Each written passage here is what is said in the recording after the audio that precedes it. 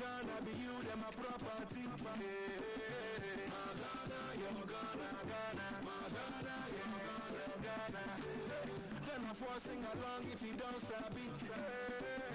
My Ghana, your Ghana, Ghana. My Ghana, your Ghana, Ghana. Why say? My people they suffer the fine way. Ni ana no Kofi oni abari. Tell them why say? My people they suffer the fine way. Ni ana no Kofi oni abari. Somebody happy, take off money. The car my friends go stop it. They get many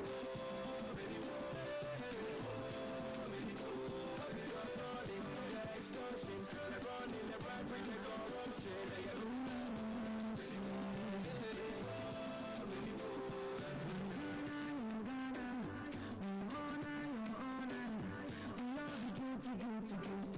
everybody's trying to find a way. My Ghana, your Ghana.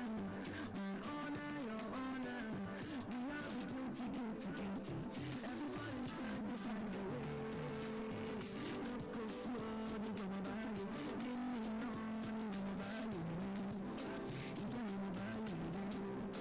Everybody wants a quick action. Pass me the money and I know I'm true. Everybody wants a quick way out of this mess. We are trying to find a way. Take off money. The car my friends go stop it. They are many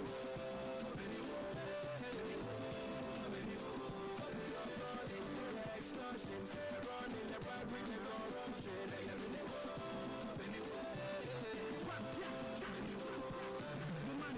no money to care. Odi Ghana Sikana and Canabusia.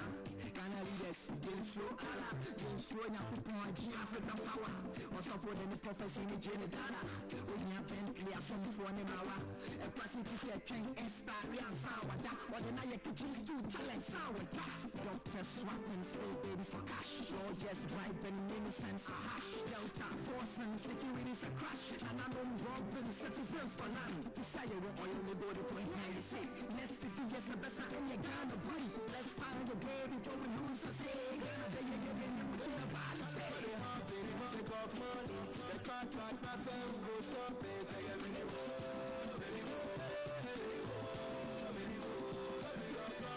the extortion, the running, the bribery, the corruption. They get many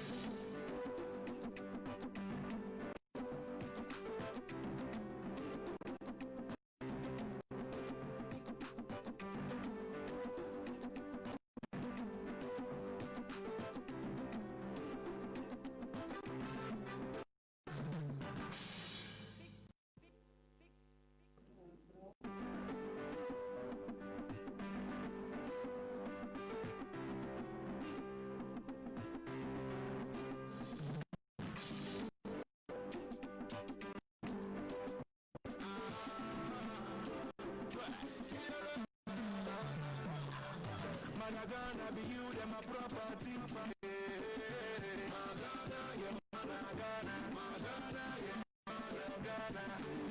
Ghana for sing along if you don't stop it.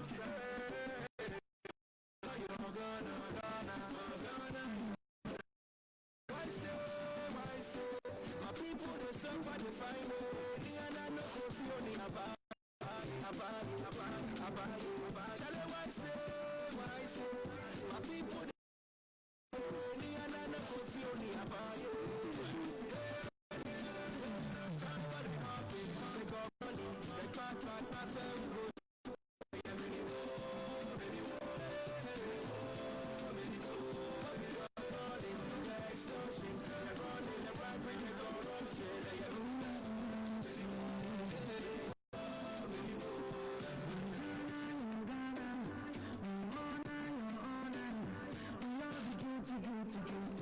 Everybody's trying to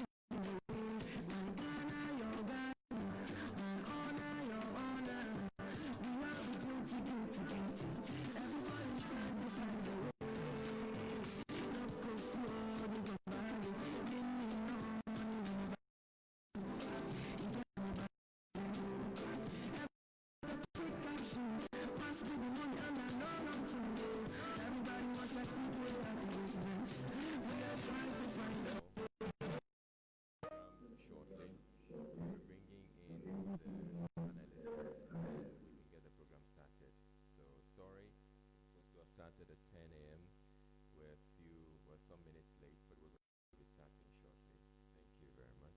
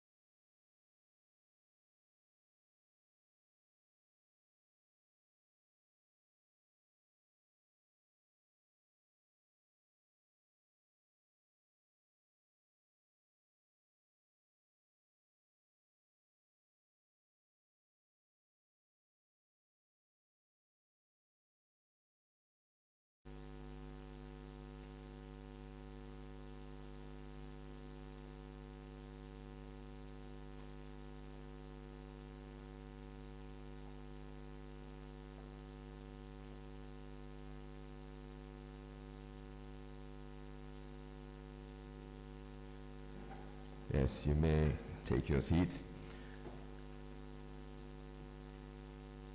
So you're welcome to the election colloquium.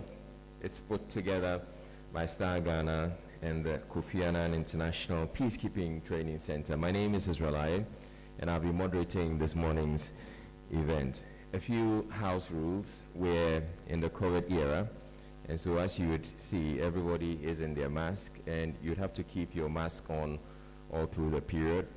Your phones should be on silent.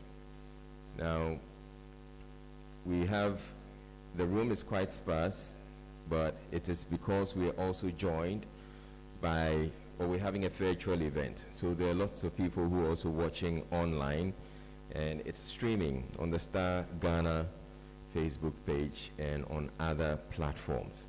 So that's just so that you know, where there are those who worry about having their mask on for a long time, and they say it's not safe. But you would know that there are surgeons who keep their mask on for many hours and they never collapse. So you will be fine. All right, I would want to go straight on and let you know this event really is about our elections. We're looking at having a successful election in a peaceful, successful election in 2020. But what we are seeking to do is to look at some of the lessons from previous elections and how we can incorporate that into this election. Yes, we have very few weeks to the election, but yes, whatever lessons we can bring together can help enhance it. So I would give the opportunity to the people on the high table, our VIPs, to come give us a few remarks. And I want to start by giving the landlord, Major General Francis Ofori, who's the commandant of the Kofi Annan International Peacekeeping Training Center. Let's give him a round of applause, please.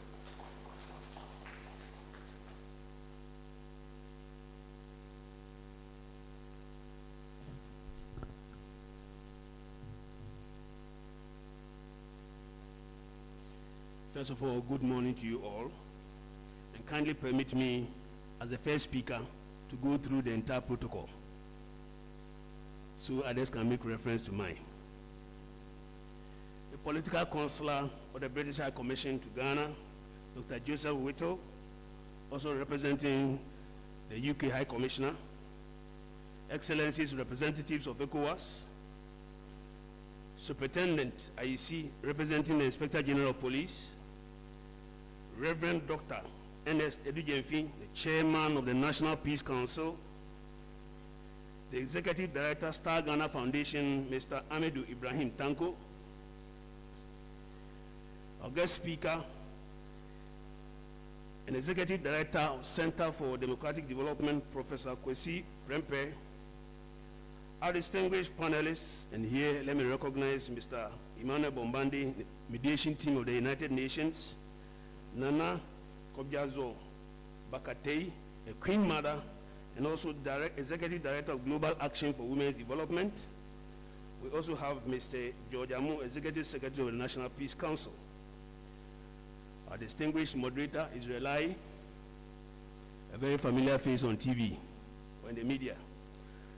Our defense attachés, distinguished guests, both in person and those joining us virtually, members of the media, ladies and gentlemen.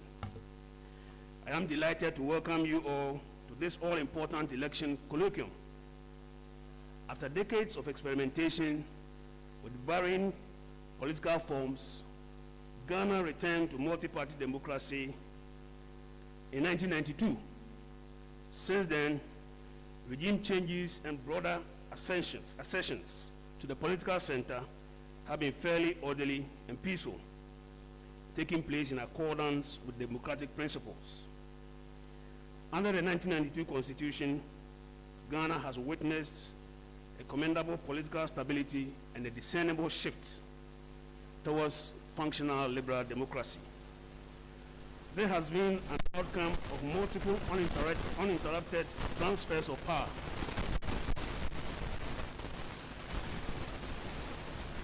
As free, fair, and transparent elections have become the only legitimate path to political power. distinguished guests, the processes through which formal rules and decision-making procedures governing political exchanges are established, implemented, and altered are largely taking place within the framework of the Constitution in accordance with the principles of the rule of law.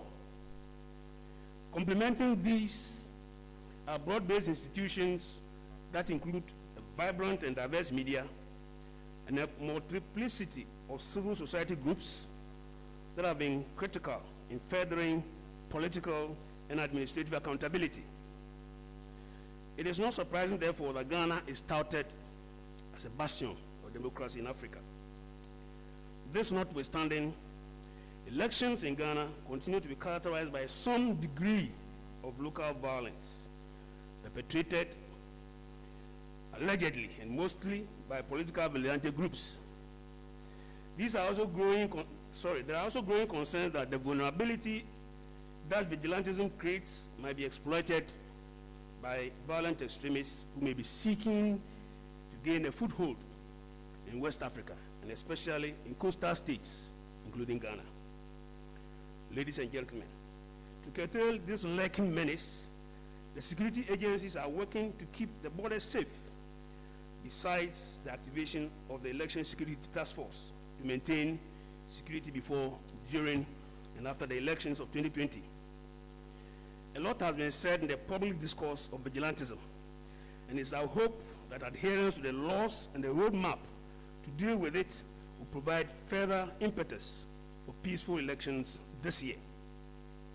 However, effective preventive responses will require a thorough understanding of the multi-layered nature of electoral violence and security. Thus, the theme towards peaceful elections in 2020, lessons and experiences from previous elections, is apt for this year's election colloquium, which is being organized jointly by the Kofi Annan International Peacekeeping Training Center, Star Ghana Foundation, and Multimedia. Distinguished guests, recognizing that elections remain a critical backbone for political stability and democratic governance in Africa, this center, over the past decade, has been running 3 election training courses. These are election observation short-term, election observation long-term, and election management courses. Participants on these courses are normally enrolled on the ECOWAS and African Union civilian roster for deployment in election observation missions in member states in Africa. Similarly, the KAIPTC has organized a series of 4 sessions of election violence and security courses for personnel of the security and law enforcement agencies to build their capacities in preparation towards this year's elections. So far this year, we have trained 320 security and law enforcement personnel. As we have done in previous elections, these efforts are aimed at fostering transparent and peaceful elections in the ECOWAS sub-region and Ghana in particular. It's our fervent hope that this year's event will lead to even more peaceful and credible elections. Excellencies, distinguished guests, ladies and gentlemen, today's event will afford us the opportunity to share and discuss key lessons and experiences from previous elections in Ghana and elsewhere. This will enable us to enhance, review, and revise the conflict management prevention strategies that have been developed ahead of election 2020 and beyond. Permit me to express our profound gratitude of management. Permit me to express profound gratitude of management to all our development partners, especially the British government, which is ably represented here by the political counselor, Star Ghana Foundation, and Multimedia for partnership in organizing this colloquium. We are indeed very, very grateful. Let me also thank all of you participants, without whom we would have had no audience. I wish you very fruitful deliberations. Thank you very much for your attention.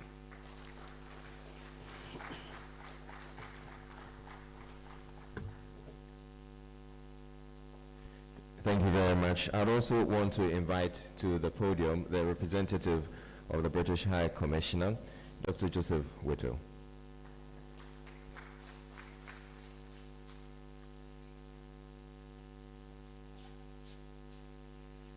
Good morning, and thank you very much to Major General Afori and Commandant of the Centre for, as ever, such a warm welcome here, and also for doing all of the protocols before me. Thank you very much, sir. So, as I said, all protocols duly acknowledged. It is genuinely a pleasure to be here today on behalf of the British High Commission and the High Commissioner.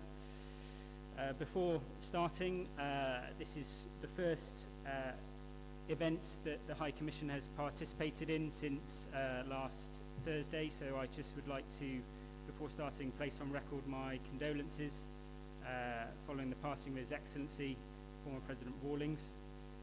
Whether you're a supporter of President Rawlings or whether you were not, he fundamentally shaped modern Ghanaian politics. So I would just like to say, humbly offer my respects and condolences at this time.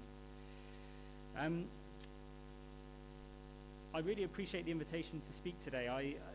I'm not going to pretend to be an expert on Ghanaian politics. You are the experts on Ghanaian politics. I think we can see from the panel here, the experts on Ghanaian politics. I think what I maybe can do is perhaps as a guest and as a diplomat who will be here for maybe one election only, I can perhaps offer a perspective from outside of Ghana of how perhaps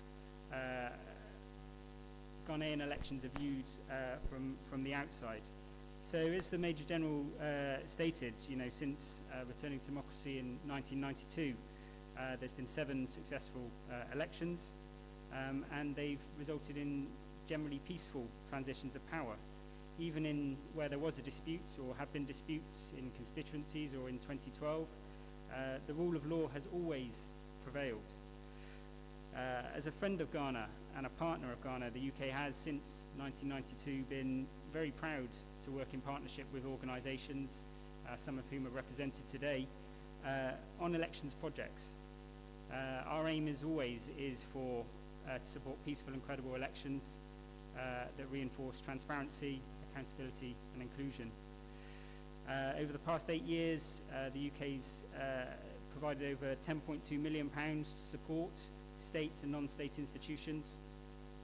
These include the judiciary, the police service, the electoral commission, the armed forces, and of course civil society and religious organisations. This year, through partnership with Star Ghana and other partners, we're supporting 27 civil society organisations to promote safe, inclusive and transparent elections. Some of this support includes support to CADEO to deploy over 1,700 observers for the elections, the Media Foundation for West Africa to monitor and challenge the use of incendiary or violent language, and various initiatives including working with the National Peace Council, CDD and others to mediate conflicts and divert youths away from vigilantism. On election day itself, the High Commissioner has instructed all staff that the High Commission will be closed, and that is to enable staff to vote in the elections or to, alongside diplomatic colleagues, to be observers in the elections. So on December the 7th in total there'll be over 100 people from the British High Commission deployed across Ghana to act as election observers. So in this way, I think we hope that in a very, very, very small way, we're contributing to Ghana achieving safe, transparent and inclusive elections. Ladies and gentlemen, Ghana has an enviable record of peaceful democratic transition, and this has not been achieved without a huge amount of effort. The Electoral Commission of Ghana, the National Commission for Civil Education, the judiciary, security agencies, political parties, civil society, traditional religious leaders, and the ordinary Ghanaian people have all played their part in building Ghana's global reputation for stability and democratic excellence. Such reputations are, if I'm honest, very hard won but easily lost. That's why I think from, as I say, an international perspective, the recent incidences of violence during voter registration in the Central region and Bono regions, last month's disturbances during supposed peace walks, a peace walk in Adodo Dio constituency, are very concerning. And I'm sure nobody in the room has forgotten about the events of Ayawaso West in 2019. So I guess my point there is that violence or malpractice at elections not only harms the Ghanaian people, but also Ghana's reputation globally. Sadly, we need not look very far at the moment for examples of where countries, democratic and democratic institutions are under attack and their reputations are suffering. You notice I didn't name any names there. For there to be safe, transparent and inclusive elections, the key electoral institutions such as judiciary, security services, electoral commission need to be able to carry out their roles without fear or interference. Or perhaps more seriously, without actors or groups seeking to undermine their credibility through disinformation, dishonesty and violence. We hope that the two main political parties will lead the way by working with the relevant stakeholders to ensure that elections are safe and inclusive. Also that all parties seek to actively implement the roadmap and code of conduct to end political vigilantism that they have already signed up to. We also encourage the Electoral Commission to be patient and open and transparent to create an atmosphere of trust and collaboration, and for the security forces to respond appropriately and investigate fully any crimes of a political nature. So in summary, I genuinely hope that by Christmas we can all celebrate an 8th successful election where once again Ghana will show other countries how it's done. Thank you to the organisers for this invitation and for arranging this event. I very much look forward to learning, and it is learning, from the knowledge and expertise in this room today. Thank you.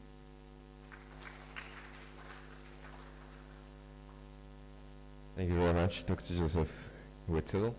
And yes, this colloquium is all part of the reasons, or one of the ways we're trying to ensure that we can have a peaceful election so that we can enjoy Christmas together and in peace after the elections are over.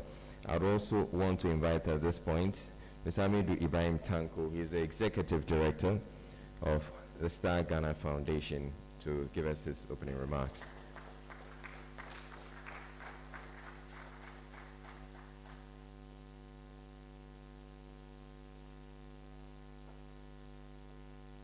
The Commandant of the Kofi Annan International Peacekeeping Training Center.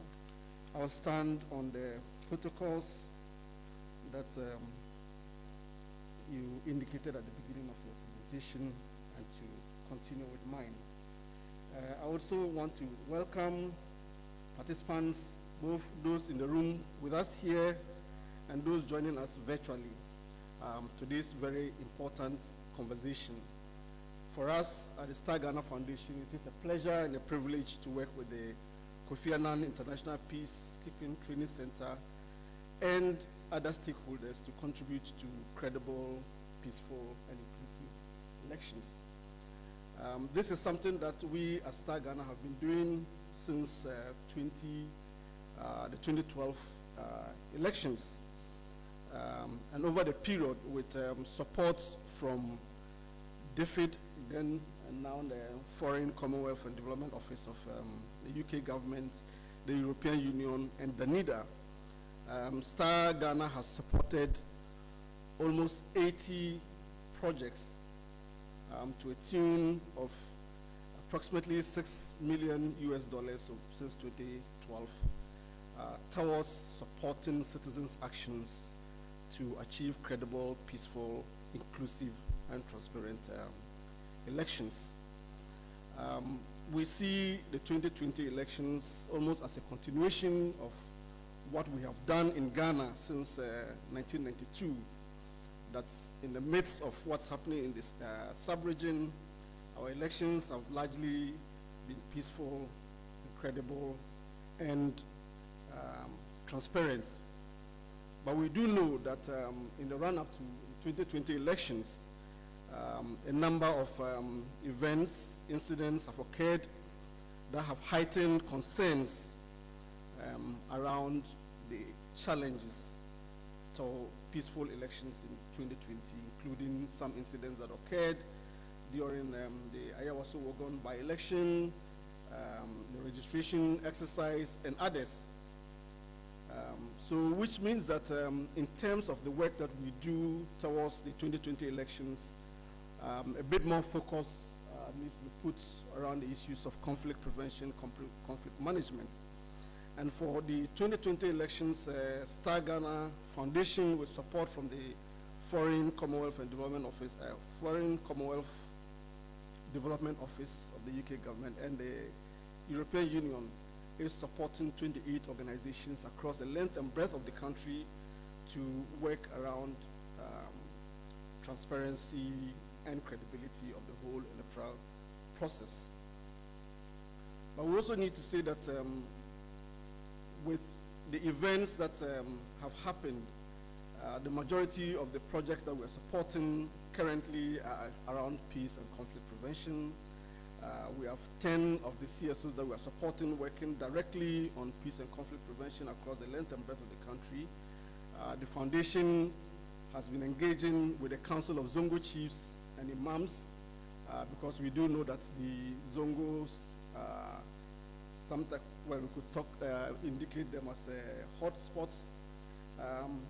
And we're also reaching out, working with other stakeholders around peaceful elections. So we see this colloquium as part of the broader work that Star Ghana and its partners are doing towards contributing to peaceful elections. We have done this before as a nation, and we think that in looking at how we can address the challenges that we face in 2020, there are enough lessons for us from what we have done since 1992 for us to go forward, and hence the theme for this colloquium. We look forward very much to the conversations that will take place, and we do hope that this will contribute to peaceful 2020 elections and a peaceful transition. Thank you very much.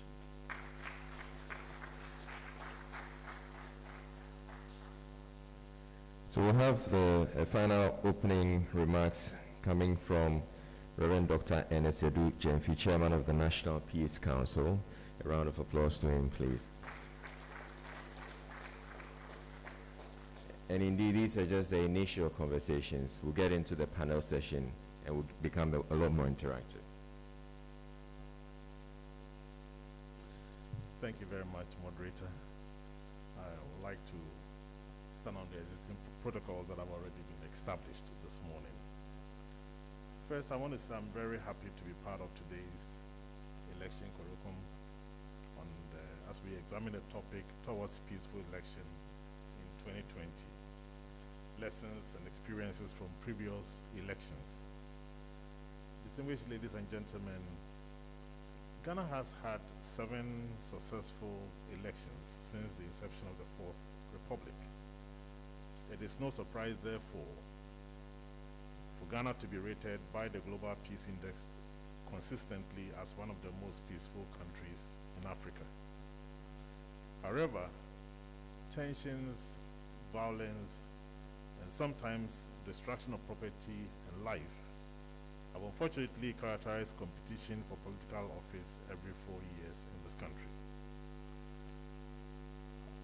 Harold Dwight Laswell, a leading light in the study of politics in the US and a communication theorist, has defined politics as who gets what, when, and how. This definition of politics reveals that politics is about people and the supply of their needs, their citizenship rights, which is manifested in the allocation of economic, social, cultural, and political benefits. Again, politics is about managers of the state whose responsibility is to manage and allocate the resources of the state for development.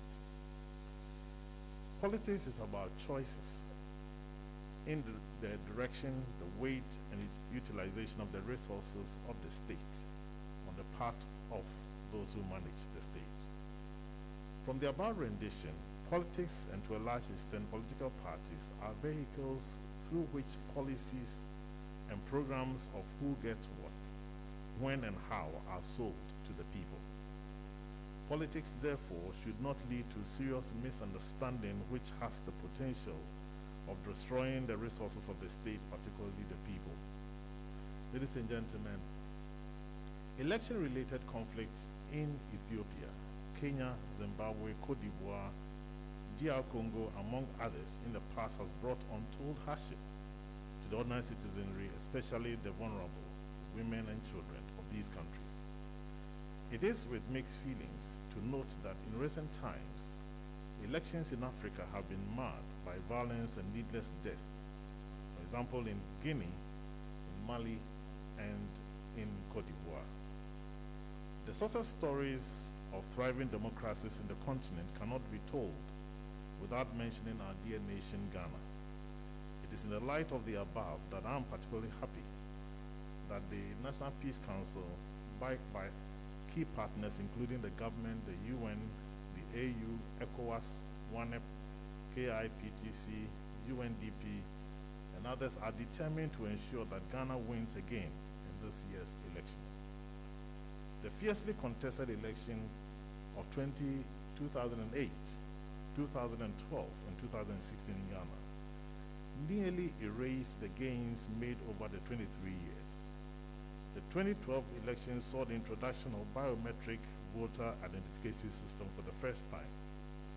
As with any new system, there are bound to be teething challenges that are expected, and that is not to say that the voter identification system we have today should be discontinued. System malfunctioning on the day of election in some polling stations led to long queues and raised tempers. The Electoral Commission was forced to extend voting into the next day to ensure that as many people as possible could exercise their franchise. The election results culminated in a petition filed at the Supreme Court by the NPP for the results to be reviewed. The whole country was held for 8 months in an electoral dilemma. The 2016 election, before the election results were declared, the whole country was virtually tensed. As the December 2020 election approaches, we need to assess our role in the last elections with a view of improving on the systems, as well as our respective roles as key stakeholders. Socrates, the ancient philosopher, aptly put it, the unexamined life is not worth living. It is for this reason that I applaud the organizers and partners of this event for spending resources to get this event done. Let us all strive to put Ghana first and make a conscious effort at making election 2020 violent-free and peaceful. On behalf of the Board of the National Peace Council and staff, I wish all of you a very successful deliberation. Long live Ghana, long live multi-party democracy. Thank you and God bless you.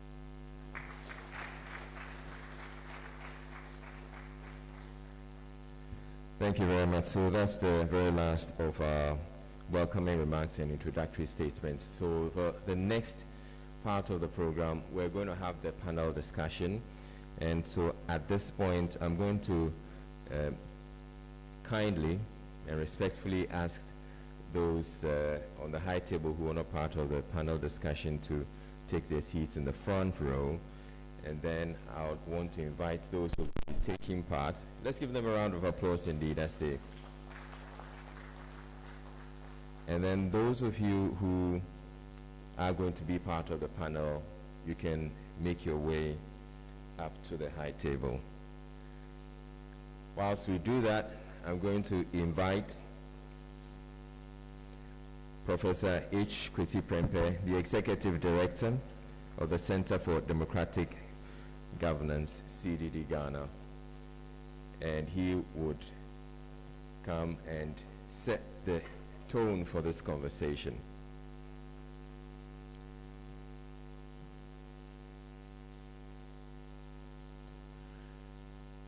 All right, Prof, just a few moments as they get seated. Well, yes, you've heard the various speakers talk about the fact that we've had several elections, 7, and we've had peaceful transfers during the period. But there are incidents that tend to happen that give us reason to worry, which is why we're going to have this conversation, right, Prof?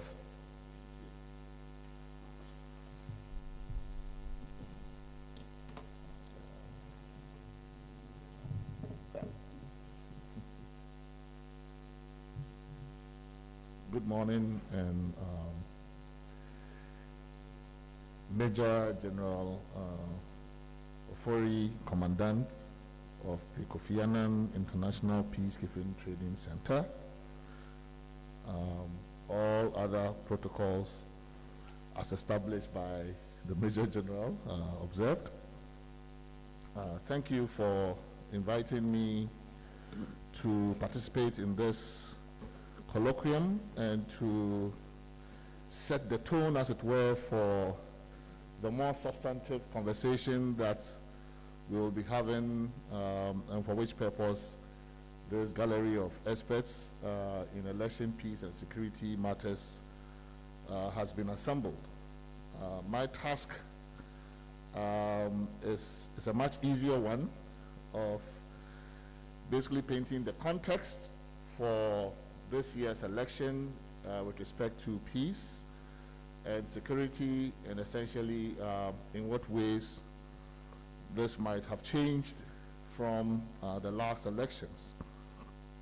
I think, as my co-speakers have already indicated, we go into the December 2020 elections as a country that can draw inspiration and lessons from the past, as well as from the successes that we have gained and made as a young democracy. Notably, we have successfully institutionalized presidential term limits without any contestation whatsoever, a challenge, something that remains a troubling challenge for many in our neighborhood. We have transferred power and on time between rival political parties multiple times without a fight, other than a fight between lawyers or between their respective lawyers in the court of law. We have embraced and internalized the rules of the electoral game, including, importantly, the idea that power is transient and that parties come and go, but the Ghana project remains and must remain. We have also come to accept that the only legitimate power is that which comes from the will of the people, expressed in free, fair, and rule-based elections. We have even lived to see the emergence of elections that are fought on the basis of competing party manifestos and records in office, and in an atmosphere of relative civility. These gains and lessons must continue to inspire us to deepen our commitment to democratic pluralism while working to preserve and enhance our stable peace and national cohesion, always remembering that these two qualities, our democratic pluralism and our stable peace, while still works in progress, are among our most valuable sources of strength, our soft power, so to speak, in this often turbulent neighborhood called West Africa. I think, as the last speaker indicated, elections are a trying and testing moment for many new democracies, not least in Africa. Kenya and Cote d'Ivoire, both countries that, unlike us, did not have a previous post-colonial experience even of a successful coup d'etat, let alone of internecine warfare, descended into an orgy of lethal partisan violence along identity lines over disputed presidential elections. This speaks to why every election year we go through this process, we go through this conversation. And some might see this as just an obsession. Some have even discredited or mocked this as a peace industry that is all about talking about peace all the time. But I think it is important that we go through this exercise so as to signal that we do not take the peace that we enjoy for granted, and that there is nothing inherently in the nature of a Ghanaian that makes us inherently a peaceable people. That the peace that we have enjoyed, relative peace we have enjoyed election after election, is as a product of hard work, precaution, and investment of resources by various stakeholders in our election process. But even as we talk about our relative peace, I think it would still be a mistake to think of this as some sort of Ghanaian exceptionalism, because indeed our elections have been attended by incidents of partisan violence. Recurring elections in Ghana, in the Fourth Republic, have not been without violence. The difference so far has been that ours have been generally localized and short-lived. So the difference then has been a matter of scale and of duration, not necessarily in kind. This therefore suggests that any talk or supposition of Ghanaian exceptionalism in the matter of election peace and security would be ill-advised and ill-informed.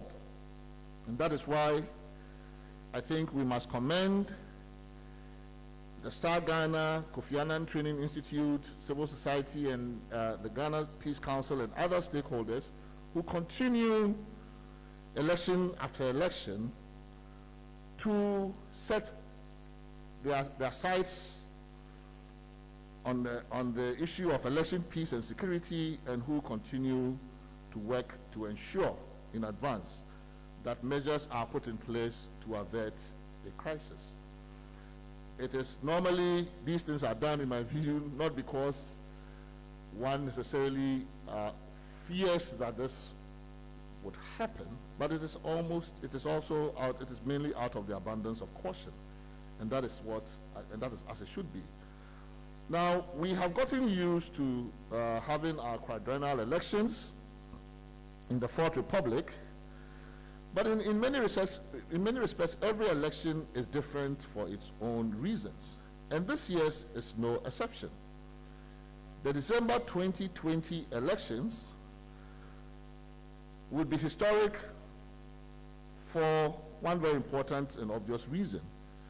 This would be our first ever elections organized in the midst of a public health emergency, a global pandemic, a pandemic that has wreaked havoc on the lives and the health of populations and economies across the globe, but that has also threatened the health of democracies in many parts, causing many countries to postpone or cancel their elections.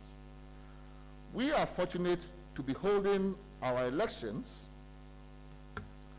as originally scheduled, and have already managed one important activity in this year's election calendar, the compilation of a new voters register with remarkable success given the circumstances. But the new voter register and the new voter registration exercise was a month-long affair. Getting the many millions of Ghanaians now on the voters' roll to cast a ballot on one single day during daylight in December, on December 7th, with COVID still looming in the background, presents challenges of a different scale, if not of a different kind. So it is very well that we are leaving no stone unturned and leaving nothing to chance as we prepare for election 2020. But my task is really to just take a look at what it is that has changed in between the last election and this time, in trying to paint the context for the 2020 elections, and then we'll leave it to the panelists who are our key experts in this area to help us with some of the real lessons that we can learn from what has happened in the past. So the context, I think I'll begin with the context itself as part of the context. So of course we have the same principal contestants, very familiar on the presidential ballot, certainly on the two main presidential contestants. This would be possibly, well, I think, actually not possibly, but the last rematch between Mr. John Mahama, former president, John Mahama, and incumbent President Nana Akufo-Addo. In the period between the last elections and now, I think it is fair to say that the relationship between our two main parties has not improved much. Right? The two parties were unable to reach a bipartisan consensus necessary to push forward with a major issue of constitutional reform, namely the 2009 December proposed amendments to the Constitution that would have paved the way for the election of district chief executives. That particular failure was put squarely to a break in bipartisan consensus, a signal again that our parties, as we enter 2020, there is quite a gulf that separates them in terms of trust between these two parties, and that is an important factor in the context. Then, of course, there is what really is on our minds mostly when we talk about election, peace, and security, the issue of political vigilantism, which has been a matter that has come to the fore certainly since the 2008 elections, but even before that. But I think has grown and gained greater national notoriety since the 2016 elections. I think it began to emerge soon after the elections in a number of post-election incidents, as well as during the transition between the two parties. But I think it reached its lowest ebb with the events surrounding the Ayawaso West Wagon by-election, which led appropriately to the setting up of a commission of inquiry led by Justice Emil Short. Despite the passage of a law, the vigilantism law, and agreement on the bipartisan roadmap, I think it is fair to say again that the failure to implement certain other key recommendations of the Short Commission, including in relation to sanctions for certain identified perpetrators, has further exacerbated the problems and perceptions of impunity for vigilante crimes and activity. So that, I think, is also one important context we need to keep in the background. On election security, I think in 2016, the relatively successful, certainly the successful election day peace has been attributed in part to the early activation of the National Election Security Task Force for the 2016 elections. This was done in January of 2016, almost a year before Election Day, and is credited with having helped to mitigate the incidence of violence in 2016. We'll hear, I hope, a bit of an update on the story for this year on that. One thing that we picked up in our pre-election survey, the Ghana Center for Democratic Development, CDD Ghana's pre-election survey, is of a continuing, sharply divided trust, partisan trust, between the respective strongholds of the two main parties. So in one of the questions we posed in our election survey, we asked to know how Ghanaians felt about presence of security around armed security, I think we were specific, around polling stations. And the response we got varied widely between the strongholds of the New Patriotic Party and then the stronghold of the National Democratic Congress. So it was upwards of 75%, over 75% were approving of the presence of armed security in Ashanti, for example, as opposed to something close to 50% in the Volta region. And we see this, essentially one interpretation would be that this is an indication, to the extent that these two regions represent the main strongholds of these two major protagonists, that this would be an indication of divided partisan trust in election security or the presence of security at elections. So it might have implications for how we proceed with deployments. What about the Electoral Commission? Of course, a lot has happened since 2016. We know that there has been a change in the leadership and membership of essentially the entire commission. And that itself, of course, creates its own structural problems because of the nature of the appointment process. This is one of the legacy issues that we continue to deal with every year around issues of the Electoral Commission. So for reasons that are beyond them, they get placed in a situation where, by the very nature of the appointing process, they walk into office with a number of questions and divided partisan trust as a result of that. But even though we have a new Electoral Commission, one would not say that they are entirely inexperienced.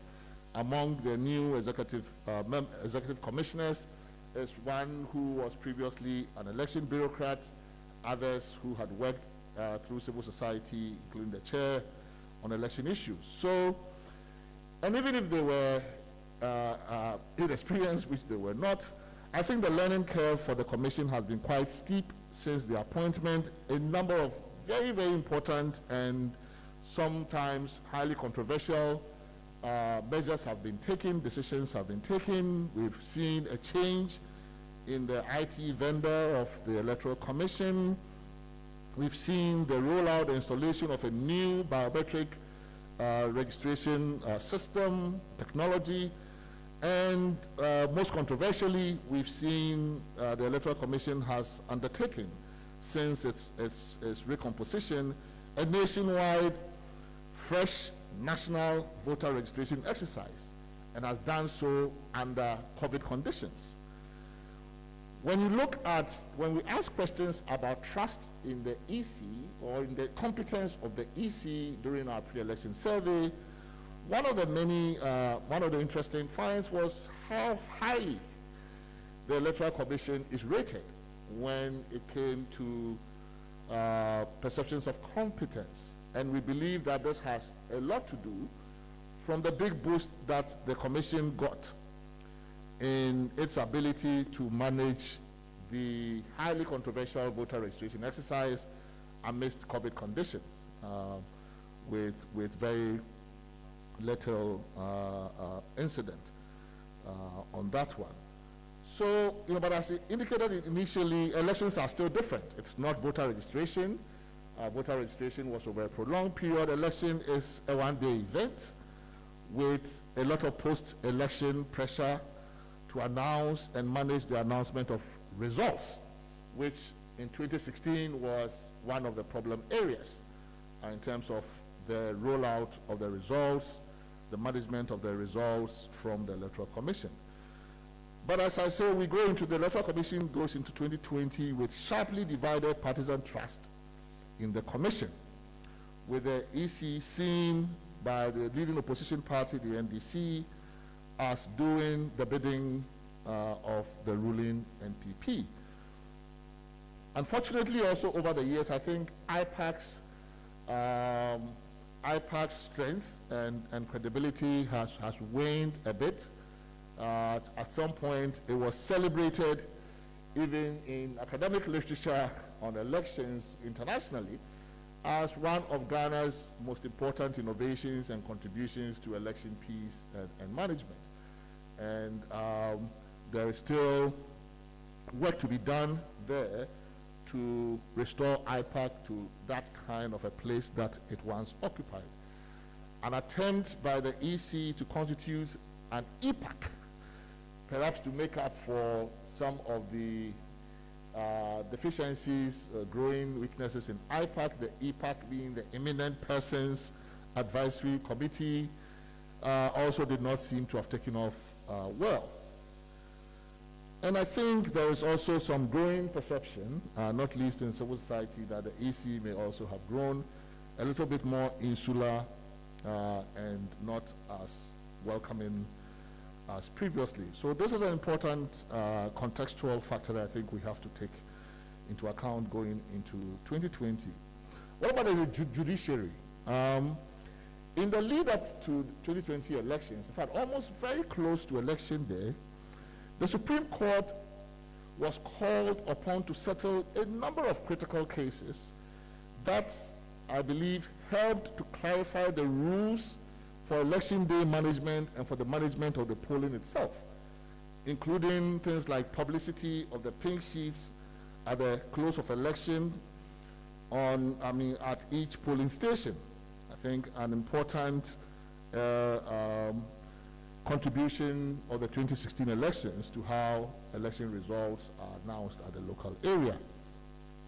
Litigation this year has been principally in relation to the voter registration exercise. We do not know yet whether the various parties as litigants have major concerns that remain outstanding.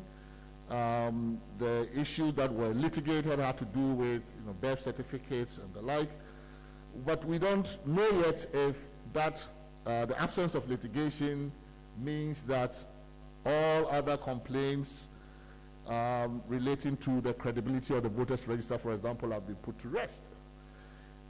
It would be best if these issues were resolved before election.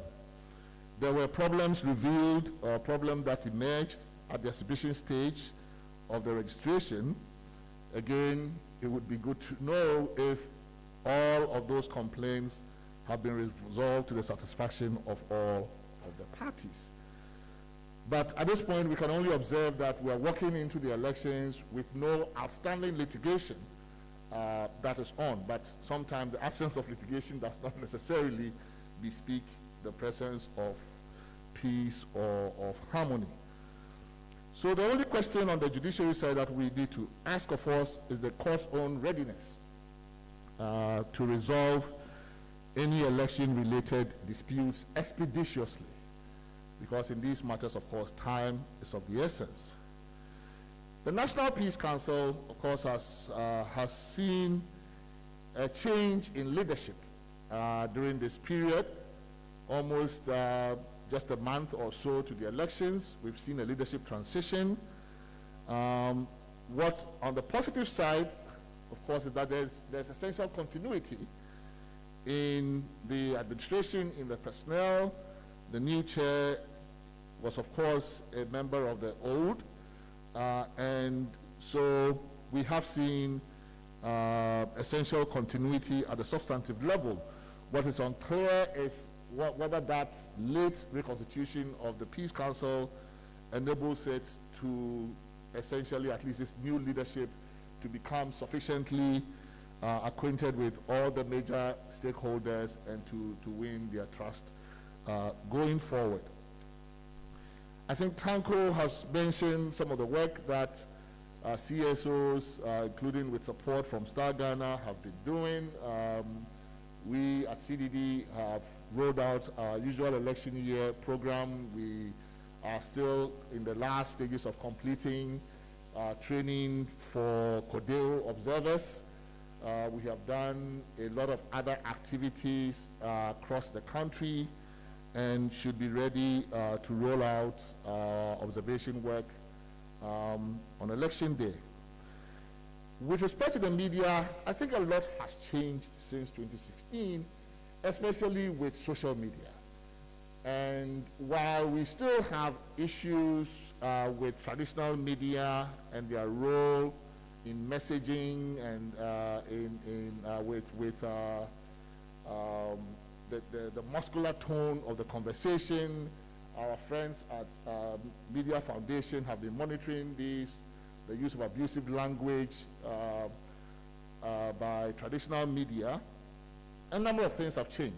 We've seen probably a little bit more party-related media or partisan media in the space. That often does not augur too well for elections at the local level, especially in terms of the kinds of opinion and commentary and language that is often used on radio. But I think social media, the social media factor is the big one.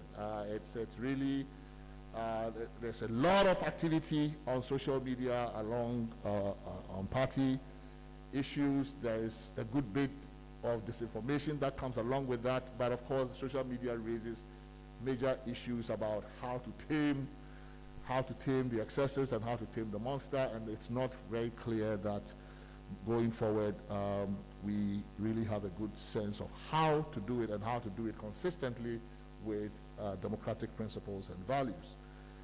But I think we cannot end, we cannot talk about the context without mentioning certain important factors that we in Ghana, I think we have to name them as among the successes when it comes to peace. I remember in the period between the last 2017 elections in Kenya, between the Supreme Court's decision and the next election, the highly controversial decision of the court, and then the rerun between Uhuru and Odinga.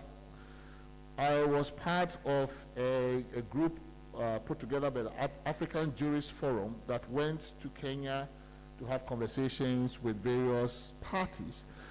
And in conversations with the IEBC, I think they all came to the recognition that Ghana has something unique, a social capital, a reserve of social capital that we deploy to great effect during election day, that they did not have.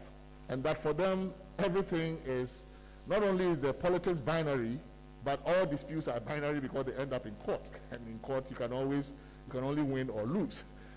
So it never really resolved the dispute. What we had then, and I give them, how, not just with IPAC, but even beyond IPAC, how we're able in these times to mobilize social capital. Social capital in the sense of, or in the form of nationally respected individuals, personages, who are able to use their good offices in times of crisis to mitigate the tensions. And I think in that respect, we need to note that as we enter December 2022, between the last elections and this time around, we have lost a good bit of that social capital. We have lost Kofi Annan. We have lost President Rawlings, and we have lost VCRAC CRAB in that period. And this is not to be taken for granted, because these are really important parts of our national social reserve of social capital that we have gotten used to relying upon and deploying in moments such as this. And I think even for Cordell, we also would be remiss not to mention that along with losing VCRAC CRAB, we've also seen the retirement of Professor Greenstreet. And so, it does mean that if this is how we have proceeded, if relying on social capital beyond IPAC, beyond Ghana Peace Council, if relying on these important national personages is one of the ways we have sometimes filled in the gaps in our formal system, then the loss of these important personages is something that we need to reckon with. And it means that we have to redouble our efforts and probably grow new social capital, keep growing, regenerating new social capital, but also understand the implications for mediating conflict where one to happen. And I think I would end in terms of painting the context, we're also looking at the regional and international context in which the December 2020 elections would be held. I mean, certainly we have seen, those of us who have been in the democracy promotion enterprise for some time, have been, of course, quite disturbed about the changing international environment for democratization and for democracy support. And not only for CSOs and others who depend substantially on resources for democracy and governance work. It's not only that, but it's actually just the general international environment that is supportive of democracy projects in new democracies like in Ghana. And I think that the changes in the world as we enter 2020 with countries that, nations and countries that were known leaders in terms of supporting democracy and the struggle for liberty in many countries, they themselves are wrestling with major challenges to democracy in their own spaces. And this does not augur well for countries that would look sometimes to those partners and nations for support, even if merely moral support for when things do not go right. So I think it is important, and it begins in our region. I mean, we are in a region that has had issues with regional security, but increasingly also suffering a democratic recession, as we see. And there was a time when you could say that West Africa, ECOWAS, was leading the democratization drive in Africa. Term limits were almost about becoming institutionalized, except in the Gambia. And with Yahya Jammeh's removal, it was thought that now the whole region would be moving forward. But that has not happened. And we've seen problems in our immediate neighbors, crisis upon crisis, not just Togo, but Cote d'Ivoire, and a bit far off in Guinea. But it paints a picture. And we also miss, I think, in the region. I mean, there was this Kofi Obasanjo kind of ECOWAS leadership, with, again, later on with Ibn Chambers and others who really became, were pushing this effort in the region. And now I think that we also have to worry about, how the region reacts if we are the beacon of hope for democracy in the region, and if anything goes on here, who would have the moral authority to step in to help us get back on track. So I think it is important to also take note of the changing international environment, not just at the big international level, but certainly at the regional level as well. And I think with these remarks, I will conclude and leave the panel to handle the real big knotty issues as we go into December 2020. Where are we? Where do we stand on the national security task force, security architecture? Where do we stand on the issues of vigilantism? Where do we stand on peace and justice activism, not only by Ghana Peace Council, but by CSOs and the like? And on that note, I would conclude. Thank you.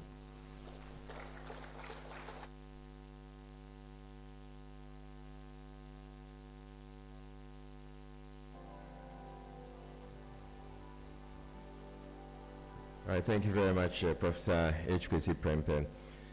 And we will be getting into the panel discussion shortly.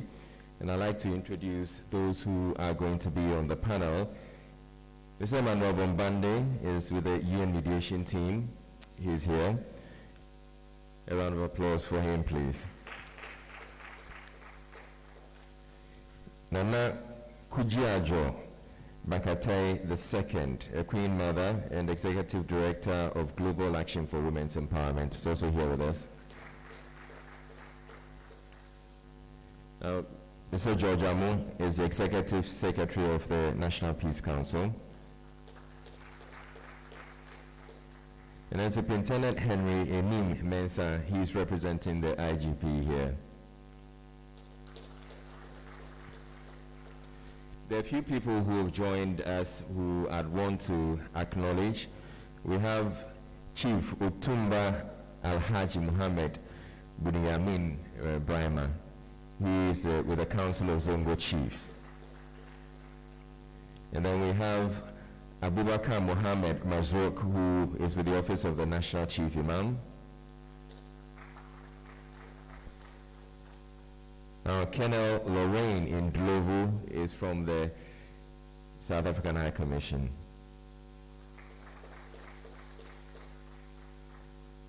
Now, this conversation, you will understand, really also has to do with the Electoral Commission. And the Electoral Commission is key to this conversation. It is how they go about what they do and the transparency with which they go about the operations that gives the people the confidence that things are being done right. And indeed, the Electoral Commission has been given some plaudits from that survey that Profs shared with us. And so they're represented here. The commission is represented here by Dr. Srebo Kweku, who's the Director of Elections. I'd like to invite him to come give us a few remarks before we actually get into the conversation. I'm sure he may want to probably respond to a few of the things Prof also mentioned. So you're welcome to the podium.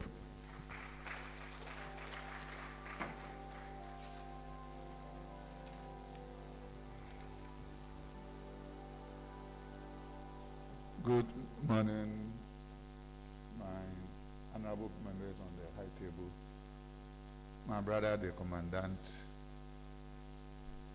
the chairman of the Peace Council. We just had the election last week. And good morning to everybody here. Every protocol observed. As the moderator said, I was not able to make any statement, but it has become the union has arisen that I should make a comment. And before I start, I will express my appreciation to the resource person who just spoke. I believe initially he himself had a doubt about our ability to compile the voters register. And a lot of us, me myself at a point in time, was a bit scared when the COVID came and we were expecting the suppliers to bring the materials. They said there were lockdowns, what have you, and the rest. But God loves Ghana. I will just make some few comments and also probably put some few information across. The resource person mentioned that the register, there were some few challenges and the rest. But I want to put on record that we have given the register to the political parties for 2 weeks now. And now, as there's no sound about the register, then I am tempted to believe that they are comfortable with what we have given them. We have given them for 2 weeks now. And I don't think any of you have any comments about the registers, meaning that God is saying his miracle ways. I also want to say that we have, normally the political parties, we give them the soft copies by PDF so that they cannot alter them. But we also print the registers in hard copies for the various polling stations and also upload the data onto the BVDs. All these things have been done, and as I speak, some of the regions have received their materials. And we do so under the escort of the security services. Some too are accompanied by the political parties. I also want to inform the House that we have distributed all the COVID materials to the firm, more than 2 weeks now. And we are also recruiting one COVID ambassador, one polling station. And their main objective of the main duty is to ensure that people wear masks to the centers, their temperatures are taken, they use the Veronica bucket and the hand sanitizers, and the social distancing is also observed. Again, to reduce the congestion at the polling stations, the Commission has decided, and it has been done, that no polling station will go beyond 749. In other words, 749 is the threshold. So 750 is split. So whereas we used to have 1,500 voters in a polling station, this and the 1,500 will give us 4 split centers. Because if you split 1,500 into 2, you get 750, still beyond the threshold. And that one will be split again. So whereas previously 1,500 could be for one polling station, now 1,500 will give you 4 split centers. So all these things will reduce the congestion at the polling stations. And each of them will be treated independently as a polling station with the full protocols, with the COVID, full presiding officers, what have you and what have you. Currently, ongoing is the training of our officials. We are finished with the KAIPTC, that's the national level. We are finished with the TOT, which are the regional level. Now we are on the field, training the people who will actually administer the registration. We call it grassroots training. That is ongoing. We normally don't do that far ahead of the election, so the people will not lose any of the information that we might have given them. So normally trainings are done and we finish about 3 or 4 days to elections, so that the staff will be too fresh in their minds. Currently, we are rounding up our printing of the ballot papers, and this one to the political parties are actively involved. Some have already been sent to the field, and this is how it is done. The political parties were written to. They brought their agents. Initially, we were thinking that we now have 7 printing houses, and these printing houses have been printing our ballot papers since 92. There are no new printers. Some countries like Nigeria and the rest, they print them outside the country, but we print our ballot papers in the country. The political parties brought their own agents. Initially, we thought 2 agents per printing house would have been sufficient, but they said they wanted 4, so that at a go, there will be 2 agents at the center, and they will rotate with the other 2. They brought their pictures and we accredited them. So they have been with us since we started the printing. We printed the notices of poll for presidential parliamentary first. They were sent to the field. Then we started the printing of the presidential parliamentary. We are finished with the actual printing. Some of them have been wrapped up, packaged and sent.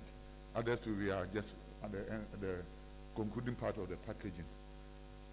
When we are set with the serial numbers for each of them, we printed them in 4 different booklets: 100 booklets, 50 booklets, 25 booklets, and 10 booklets. So for example, if a polling station has, let's say 720, we'll give them 7 of the 100 booklets, that will be 700. The 20 will round up to 25 one booklet. If it's about 7 and 1, that will be 700 of the 7 of the booklets and 10 of the 10 booklets, 1 of the 10 booklets. That's how we came by these things. And it is it's also a convention that you always add 5% to it. And this 5% is to accommodate for possible spoils.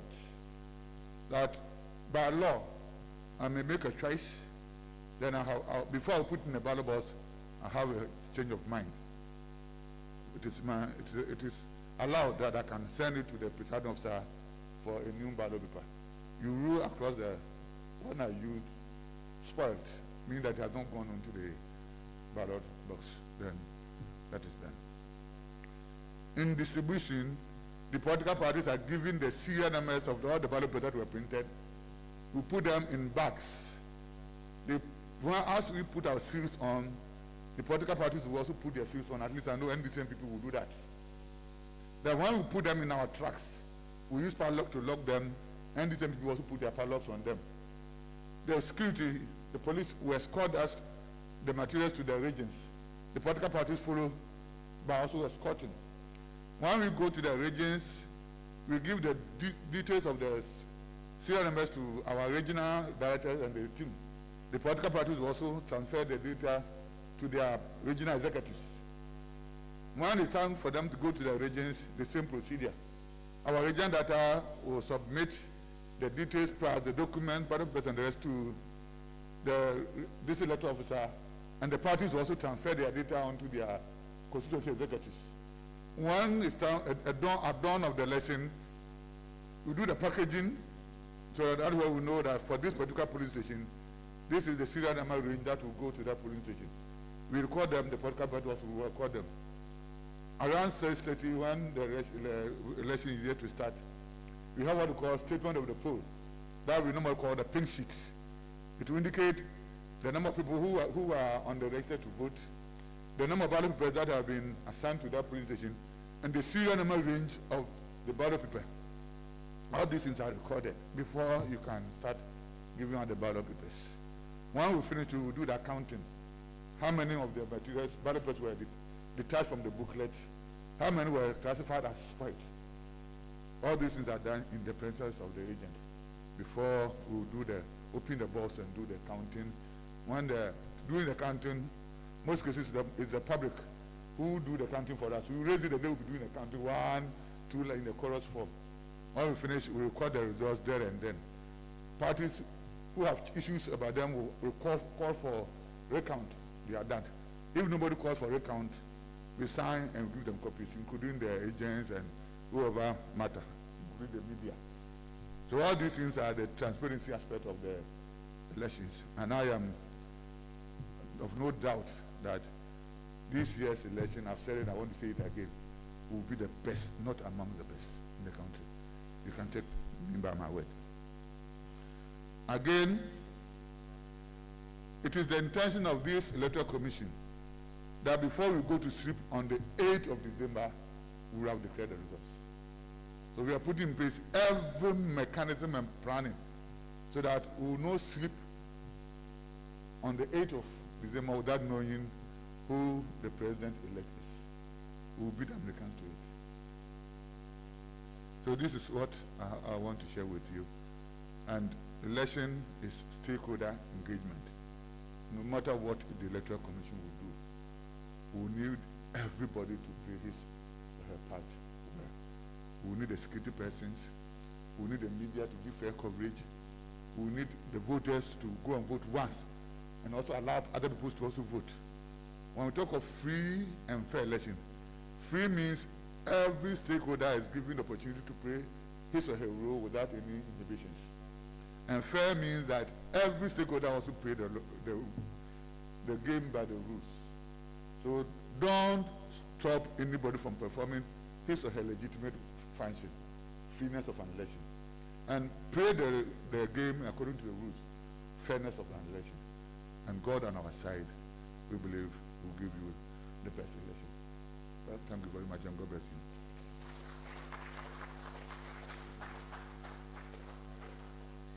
Thank you very much, Dr. Sirbo Kwaku. And you can tell that here's a commission that's eager to make a mark, because you seem to be setting yourself some very ambitious targets, particularly the fact that you're hoping that before we go to bed on the 8th, we should know the outcome of the election, which is quite significant and, well, very different from what we've come to know in other established democracies until recently.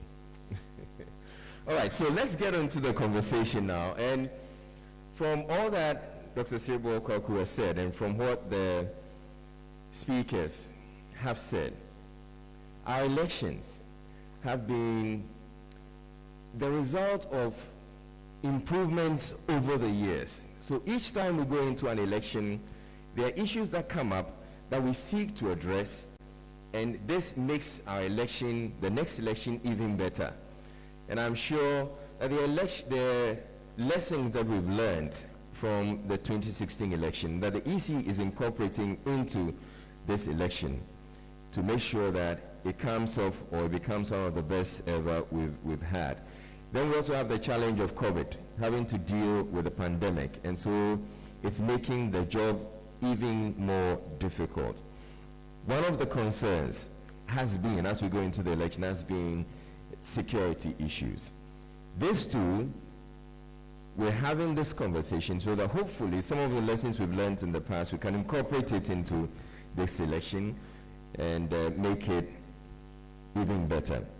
So we have the representative of the IGP, Superintendent Henry Enim Mensah, and I want him to start off by telling us where we are as far as the security situation is concerned.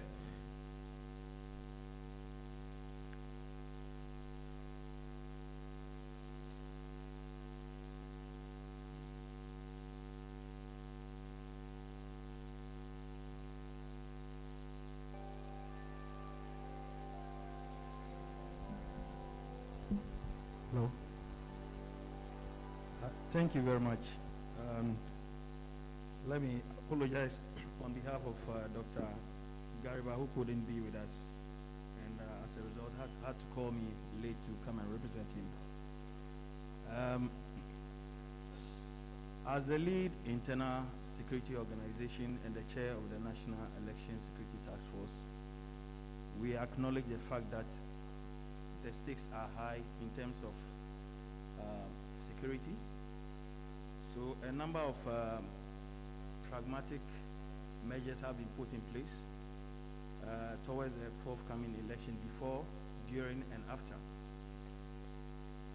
We have conducted a very comprehensive threat assessment, and we've identified quite a number of issues that we think can have a negative impact on the forthcoming elections. We have identified quite a number of hotspots. We know we are deploying personnel to approximately 33,367 polling stations, and we are working closely with all the major stakeholders within the security architecture. Even as I speak to you today, we are undertaking a simulation exercise at the Southern Command with the military and all the various security agencies, codename exercise Extinct Shield. That is where I was, and I was called in to come and stand in here. We have learned our lessons from the previous elections, particularly with the district level, and even with the registration exercise. And since 17th October 2019, we formed the National Election Security Task Force, and this has been activated at the regional and district levels. And we are conducting a number of security interventions, and we are engaging quite a number of stakeholders to ensure that we can guarantee a very free, credible, and fair elections. So, in a nutshell, I would say plans are far afoot. We are on the ground. We are conducting quite a number of threats analysis, and we hope to support the Electoral Commission to deliver a very credible and fair elections. Thank you very much. All right, thank you very much. Superintendent Henry Enim Mensah. I want to... It is AEC. AEC, sorry about that, AEC Mensah. I want to then pass on the microphone to Mr. Emmanuel Bombande. Do you agree with... So as far as he's concerned, they've put in place a number of measures and they're confident that things are going to be fine. Do you share that optimism? Thank you, Israel. Thank you, moderator. Let me respond by saying this. What our good brother has presented to us is the operational preparedness of our security agencies to ensure an effective coordination of security. But the peacefulness of our elections will go beyond their operational capacities. Ghanaians are apprehensive, first of all, that even as they prepare, they might encounter situations they will not be able to deal with, not because it is their fault, but because there is a certain psyche that has become pervasive. And Professor Prempe mentioned it. The ugliness of vigilantism. Now, vigilantism, unlike the examples that were situated in Kenya, where people, particularly youths, from various ethnic groups spontaneously came on the streets, barricaded the roads, and with cutlasses started killing people. Our phenomenon of vigilantism must be understood in the context that they were recruited, they were trained, and they take instructions. So, regardless of all your preparations, and I think we are very happy to hear about your preparations, if on December 7th, a group of people wear uniforms that are not your uniform and start moving around police stations in vehicles, because it is the lingering continuation of the past, such as Ayawaso West, how will you respond to that? I think Ghanaians would want to be assured of that. So that peace here is also psychological. I want to be able to go to bed knowing that my neighbor and I are at peace, and that in the dead of the night, my neighbor will not climb over the wall and hurt me. So it's good to hear what you have said, and in the presence of Commandant and all your partners, how will you assure us that at the psychological level, because basically Dr. Siribo is saying that I want to assure you that we will deliver as the Electoral Commission. And let me not talk for long, Israel. How will you be able to countervail the threat of vigilantes, probably on the payroll of parties who are likely to disrupt your operational capacity? I think this, for me, is not to say that you are not prepared, but it is to bring to the fore the apprehension and the concerns of Ghanaians, not because it has come from nowhere, but because it has come from a history, and some of that history is recent, including during the voter registration exercise, the incidences of violence, in which you have not been able to conclusively investigate and sanction those who were behind the violence. Wouldn't that be a reason for people to be emboldened to continue on December 7th, and when the results begin to come out? And what do you do about that? Israel, I'm sorry that I'm framing it in a question. No, it's great. I mean, we're having a very frank conversation, and so I want the Superintendent Mensa to answer to that. You're comfortable taking that, right? Yeah. Okay. Thank you. Because it's a very, very valid question. Yeah, you are very right. I want to say, embedded within the National Election Security Task Force are quite a number of subcommittees that we've set up to kind of look at all these concerns raised by Dr. Bombandi. One of them is the Intelligence, Investigation, and Legal and Prosecution team. You know, not only are we focusing on the issue of vigilantism, for instance, there's also the issue of the tendency for people to use motorbikes and other things to cause mayhem. Like I said, we wish to assure Ghanaians that we've indeed learned our lessons, and we have put measures in place. For instance, in terms of deployment, we are considering a 4-tier deployment arrangement where we are looking at the polling stations and the collation centers, mobile patrol teams, rapid response teams, and even standby forces. In terms of identification, unique uniforms are going to be provided to ensure that miscreants will not find themselves within the security setup. So we know that the stakes are very high. A lot of security issues are in place, and I wish to assure you on behalf of the Inspector General of Police that we are on top of the issues and we'll deal with them accordingly. Thank you very much. Dr. Mwande, does this I'm sure in the audience there is a sense of satisfaction because there is supplementary information that suggests that we even are aware of how the vigilante groups, if at all they will operate, will try to maneuver around. And he mentioned the use of motorcycles and etc. And that will be ready when such a situation were to occur. And I think that if I appreciate that, it is to say that just like every stakeholder, they need to carry along the people so that the people can help them to even be more effective in their coordination.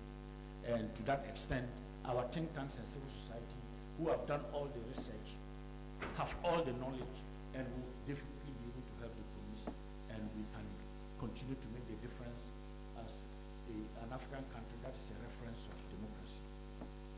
All right, thank you. So we are actually at some point going to be taking questions from the audience, but not at the moment. We're just getting into the conversation with the panelists. I want to bring in Mr. George Amo of the National Peace Council. Now, these conversations about vigilantism have been going on for some time now, and we, as you heard Dr. Bombande say, we're not really convinced about what has been done conclusively to address it. Where do you stand, the National Peace Council? Thank you very much, Israel. And let me also respect the existing protocols. Israel, last year, I think we all witnesses the role that the Peace Council had to play in dealing with this malaise. The Council brought together the two main political parties who have been both perpetrators and victims of this, malaise. And we got them to sign on to the roadmap. And also a code of conduct. As we speak, we have in place a monitoring committee that is set up solely to ensure compliance with the code. They are working quite well. The last time we issued a communique, regarding events that we think we needed to, make our thoughts known. But aside of that, the Peace Council contributed a lot to the Vigilantism and Related Offence Act 2019, Act 99. And we believe strongly that this act has come, one, to raise the penalties hitherto associated with vigilantism from misdemeanor to second-degree felonies. So, for example, if you are found to have committed an act defined by Act 99 as a vigilante act, you are found guilty, you may have to spend no less than 10 years in jail. In some cases, 15 years, not less than 15 years, if you are found, for example, wielding a machete or a gun or something that can be destructive. So regarding the fight against vigilantism, I think we should understand it is not an event. And my senior, His Excellency Bombande here will tell you, it is a process. We've started, I think, quite well. We cannot deal with it at this, wholly at the same time, no. But if you realize, we are barely 3 weeks to the elections, even less than that. Nobody, we have been on the ground. These defunct vigilante groups, 27 named in the act, you scarcely hear them coming out boldly like they were used to do in the past, to say, I am this and I'm that. it is, I think the signs are there that if they are found to offend the law, they are going to face the full rigors of the law. We have been all over the place. Even this week, we are around trying to impress upon the citizenry that this law exists and that we have a code of conduct, which your own political party has acceded to prohibit, to disband, and to report your conduct to the police. So it is a difficult thing because if you have somebody you've recruited, you've trained, and probably supported financially to do a particular job for you, now that job has been disbanded. You yourself will find it difficult to, as it were, go out there publicly to sometimes, disown them. But I can assure you, at the community level, they are doing that. The political parties are working closely, and we work closely with them to ensure they don't rehearse their activities. So I think we have some assurance. We are not going to see it totally eliminated ahead of the next election, but I think we are making progress.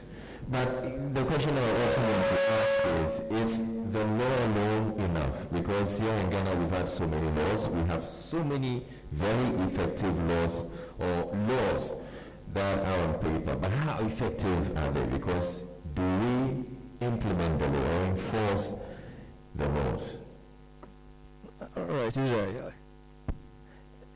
you see, laws are not ending themselves. We have to create the environment for laws to work. I believe that, aside of passing the law, the Peace Council has a program.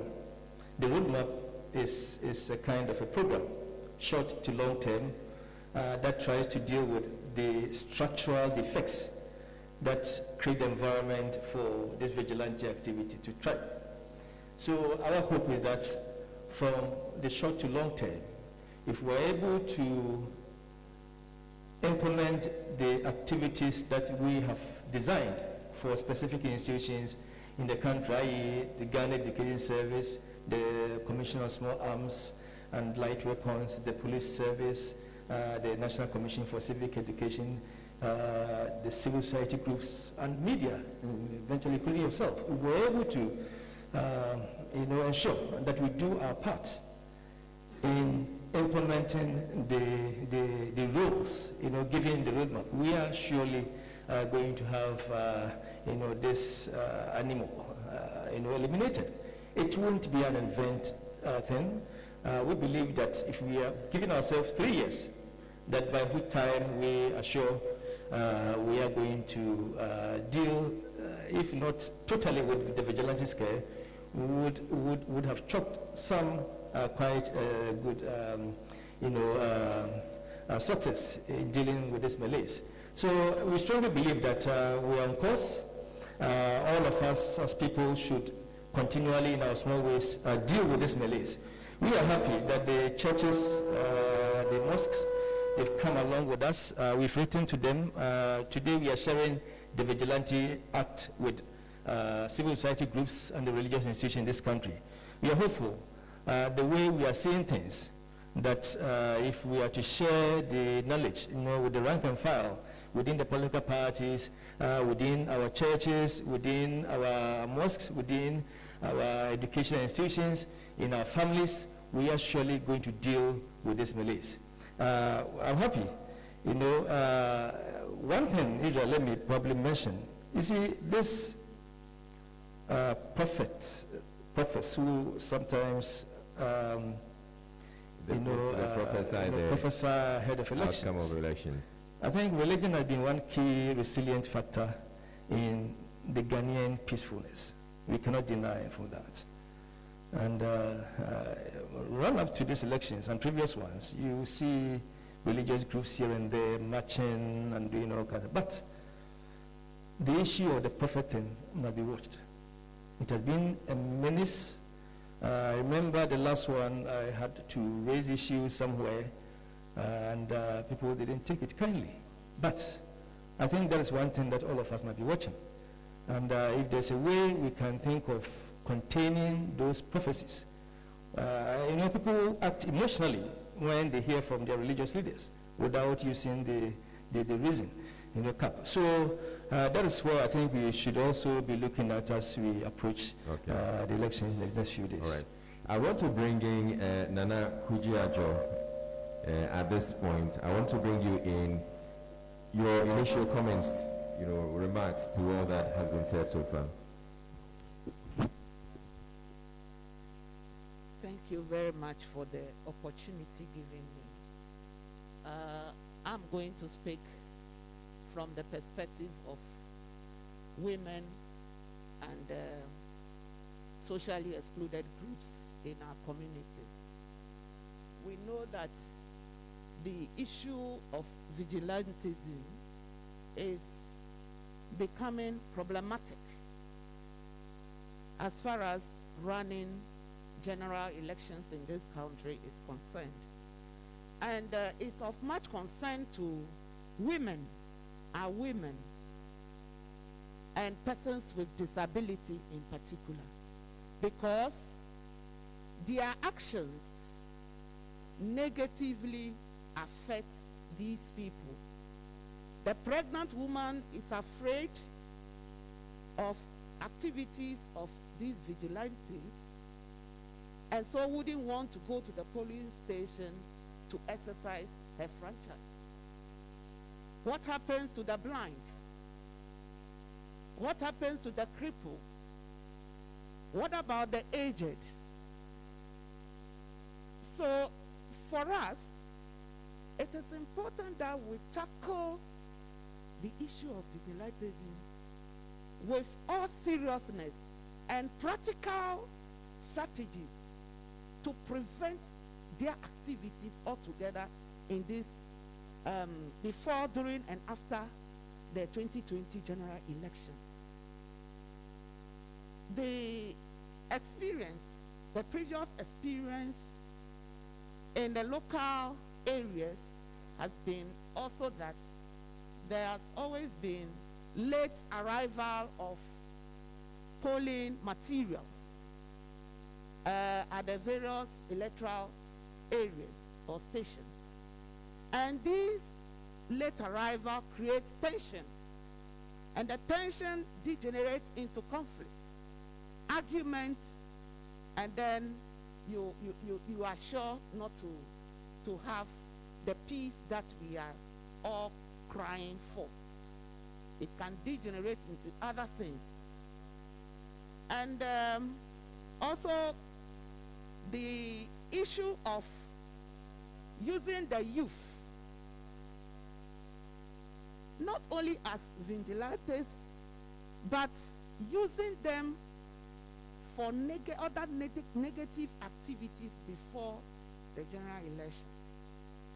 Using the Okada riders, riding in town and making unnecessary actions, chanting and all that, create fear and panic in our communities.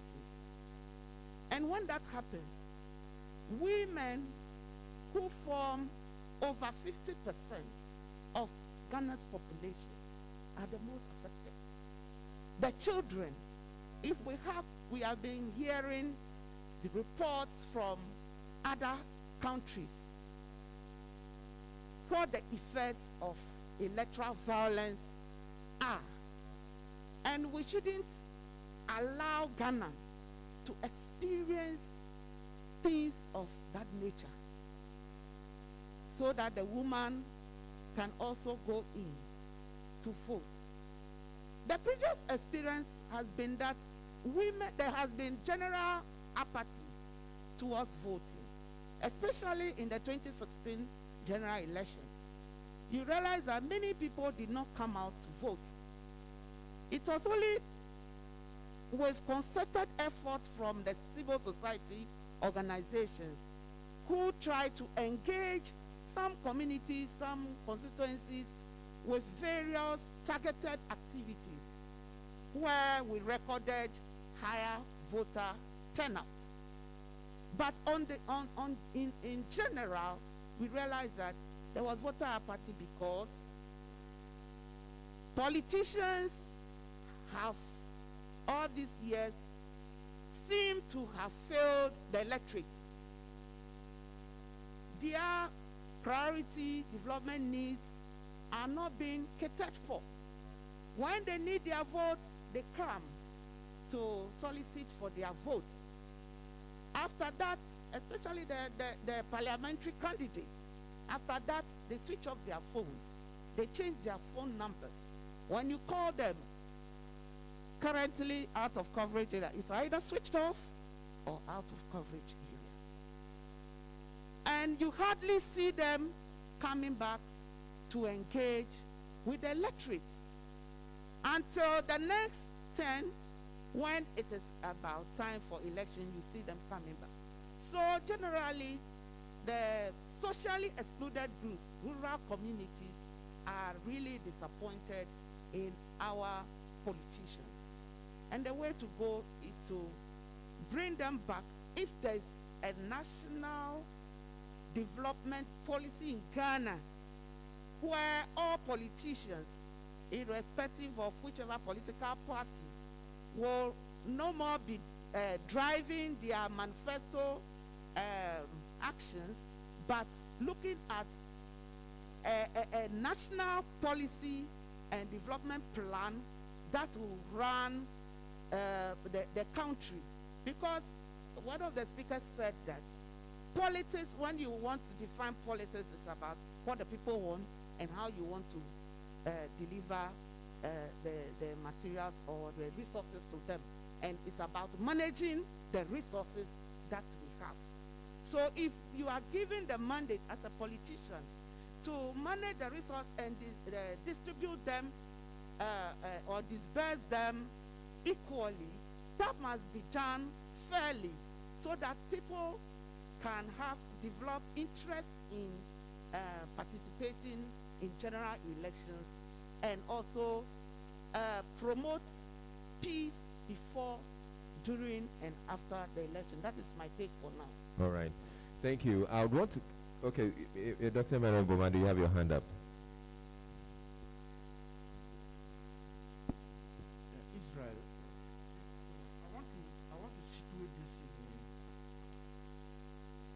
to frame it briefly. All the conversation we are having revolves around a very simple premise. The more we are transparent, the more the vote will be credible. The more it is credible, the more it is peaceful. So it all begins with the preparation that is assuring to everybody that there is transparency. And the nexus then in coordinated security, the credibility of the elections, etc. happens. So I lay this out and I simply say this. Since Madame is talking about the excluded, the vulnerable, one of our respected women leaders is the chairperson of the National Commission for Civic Education, Mrs. Josephine Nkrumah.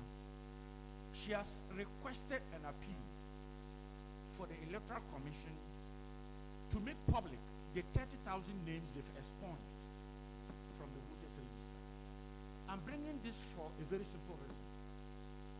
On the morning of 7th December, let there be no excuse for any group to want to create mayhem. And so it's in the interest of the Electoral Commission that these 30,000 names, you are being sanctioned for the reason that you registered twice. And that was the response Dr. Silboy gave publicly. The problem is, when Dr. Silboy announced that we've removed 30,000, the commission did not say these 30,000 people registered twice. But when Mrs. Nkrumah made the public appeal, Dr. Silboy's response was that those who registered twice know themselves. We don't need to publish their names. I want to be a strong supporter of the Electoral Commission, but I want to suggest that it's in your interest that on the morning of 7th December, somebody does not go to a police station, does not see his or her name, and the question then would be, but I did not register twice. How come my name is not on the register? And with the social media that Prof mentioned, it is no longer that your name is not on the register. It's another story now that begins to circulate on social media. Security will not be able to respond. Just like violent extremism does. That becomes an entry. And before you know, there's trouble. All right. This is a very important point that you've brought up. Because we have Dr. Shebo Kwaku here, I want him to quickly respond to that because it's very important. Because because we have a lot of people watching us right now, so it's something we need to address as quickly as possible. Dr. Shebo Kwaku, yeah. Thank you very much.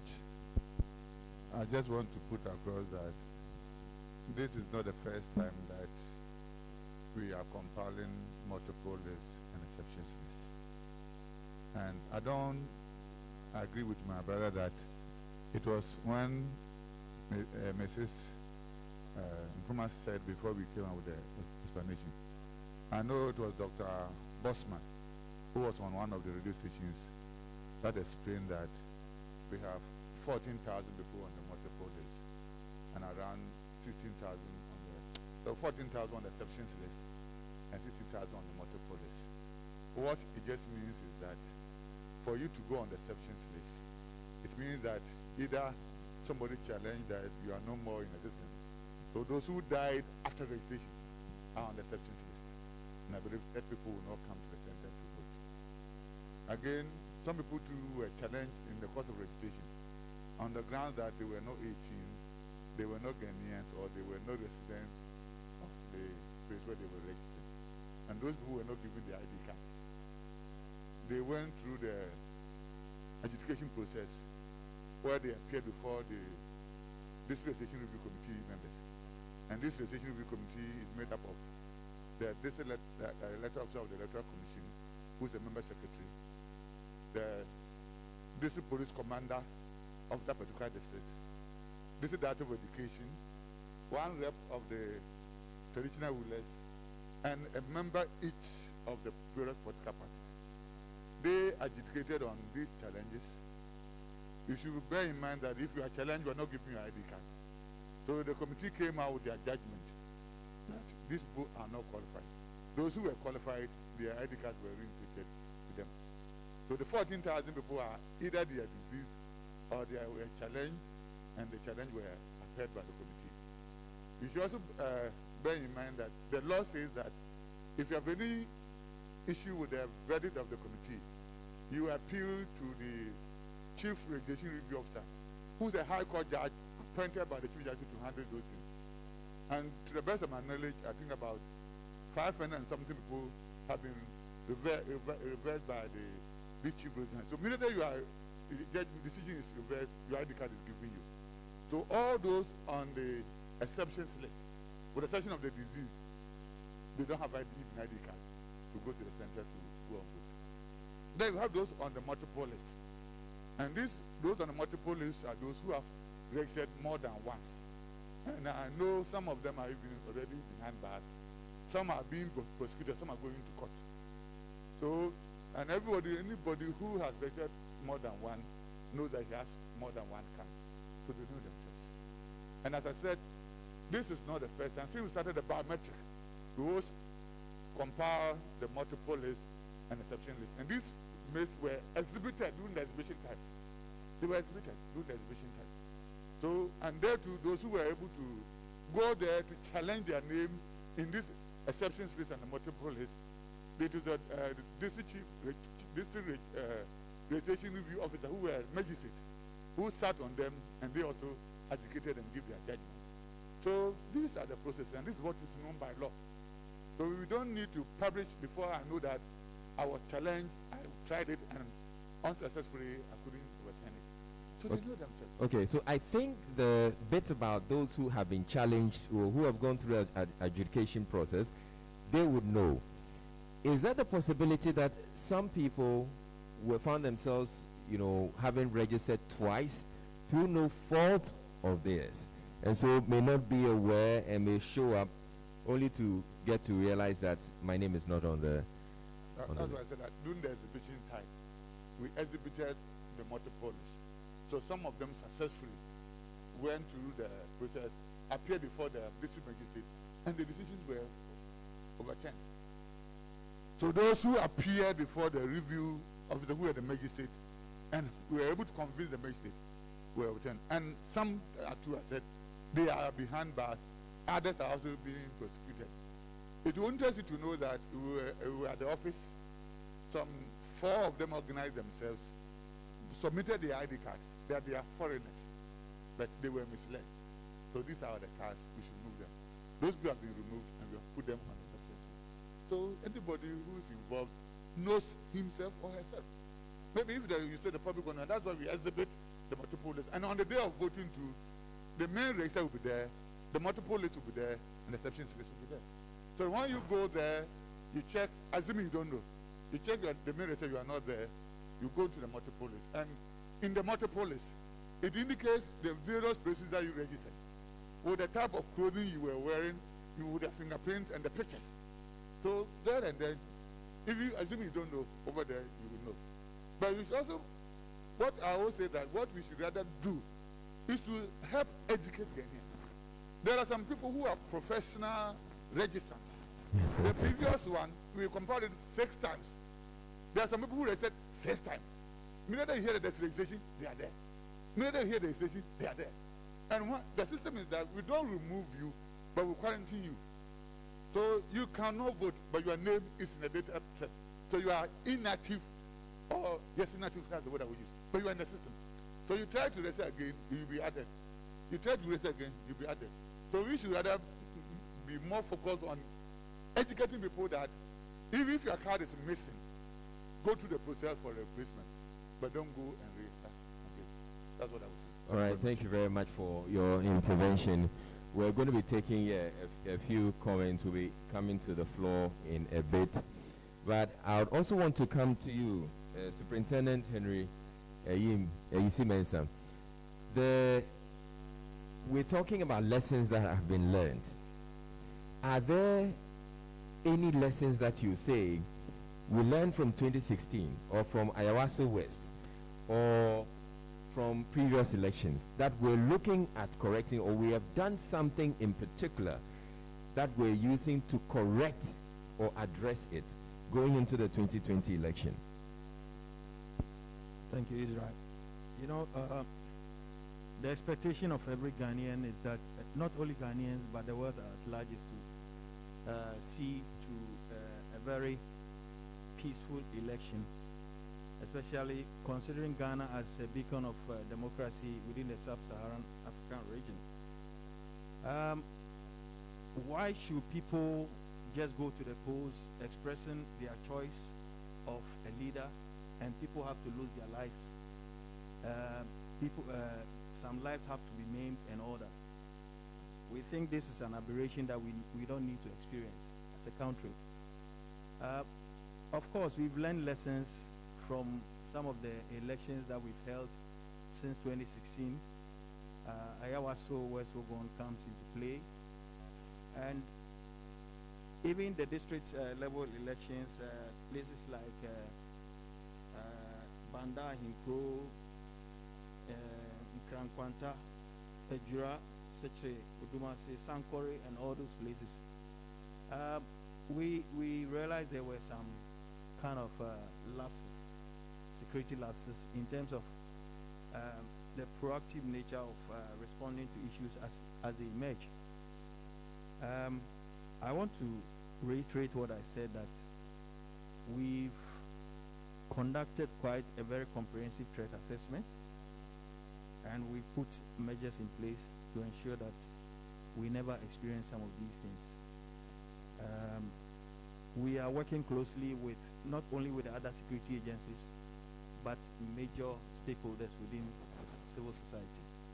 And I want to assure you that we will all emerge victorious come you know, I'm not asking that you divulge your security operations, but just as we've discussed, people feel reassured when they know that you take a particular issue and they know that the police have put in place a particular strategy to deal with it.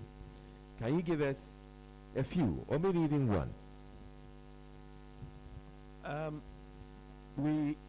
Let's look at the issue of miscreants infiltrating within the security setup, Yes. for instance. In terms of identification, we are ensuring that, for instance, armed bands are given to recognize security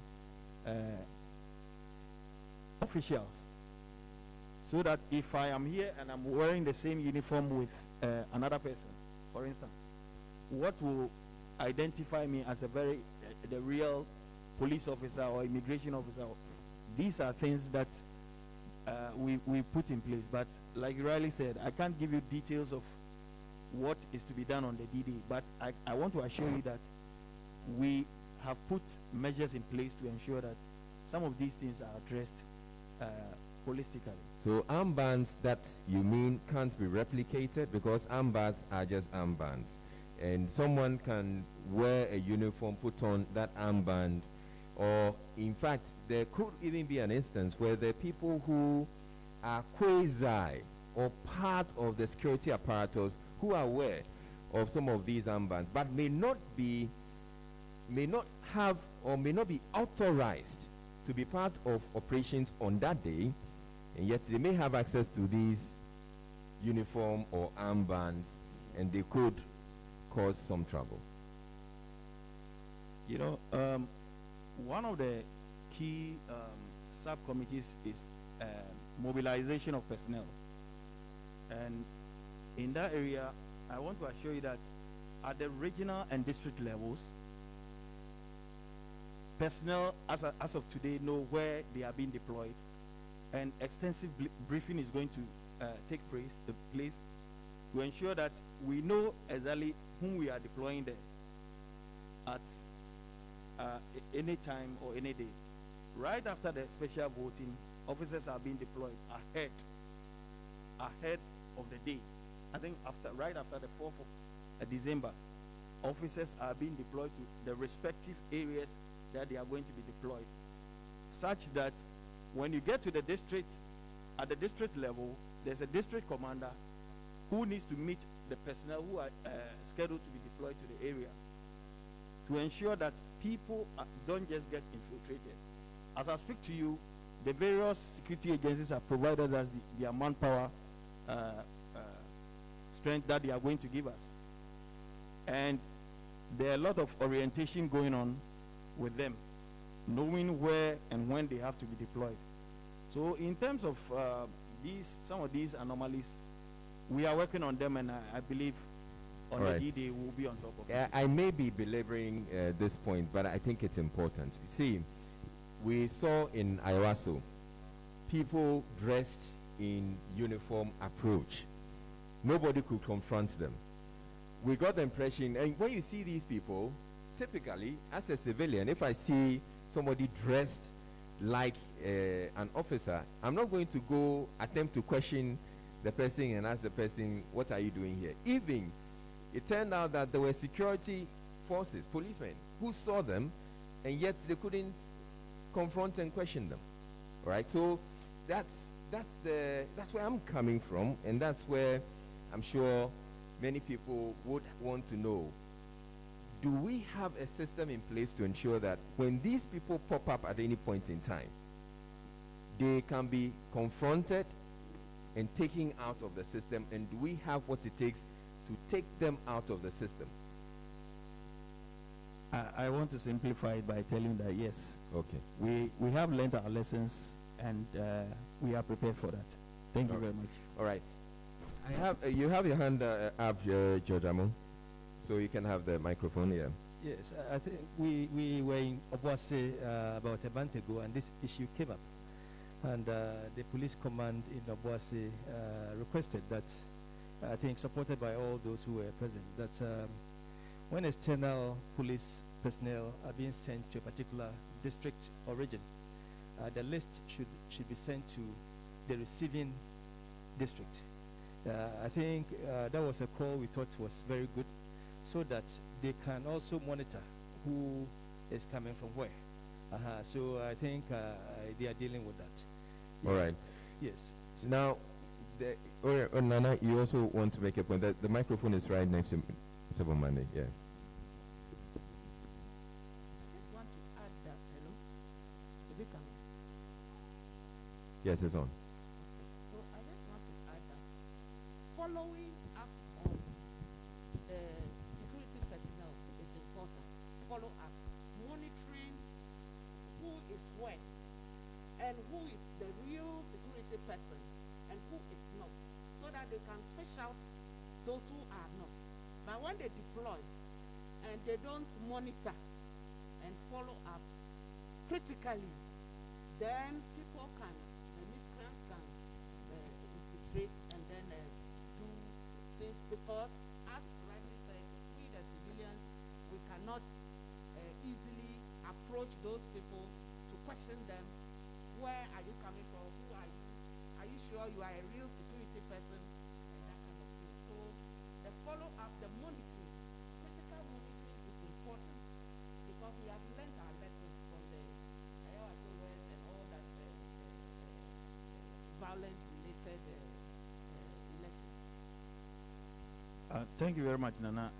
As I earlier presented, I was talking about a 4-tier deployment strategy, where we have a static team, okay. yeah, at the various polling stations and the collation centers. Beyond this, we have mobile patrol teams, normally led by senior officers who have the responsibility to ensure some of these things that Nana is suggesting. Beyond this, we have the rapid response teams that are mobile, and they are armed to quell any onslaught from any bad network or group of people. And we also have a reserve force that is standing by to be called by the Joint Operations Center to respond to any critical incident that may emerge. So all these things are being taken into consideration. All right. Thank you. All right. Now, there's something else I've noticed. Probably that's where you're having your confidence and you probably don't want to talk about it. But we have spotted lots of cameras being mounted in parts of Accra, especially at vantage points, where I believe will lead into a control room where they can see what is happening in parts of the capital. Is that part of the security apparatus that gives you or convinces you, or gives you the optimism that we can be monitoring these things and stop some things before they happen? To a large extent, I would say yes. But we are not only looking at Accra and the big cities. What about the newly created regions, these vulnerable regions? There are a lot of things that we need to put in place to ensure that they also benefit fully in terms of security. So for instance, personnel from the National Police Headquarters are being deployed to the rest of the 5 regions up north there. And they will go ahead of time, ensure that they get acquainted with the various places that they are going to be deployed. So not only are we using this technology to support our security arrangements within the big places, but we are looking generally within the whole country, how we will ensure that at the end of the day, everybody benefits in terms of security. Professor H.K.Z. Prempe, you mentioned a number of things that you thought we should be looking out for. From the conversation so far, do you get the assurance that we have at least covered some bases?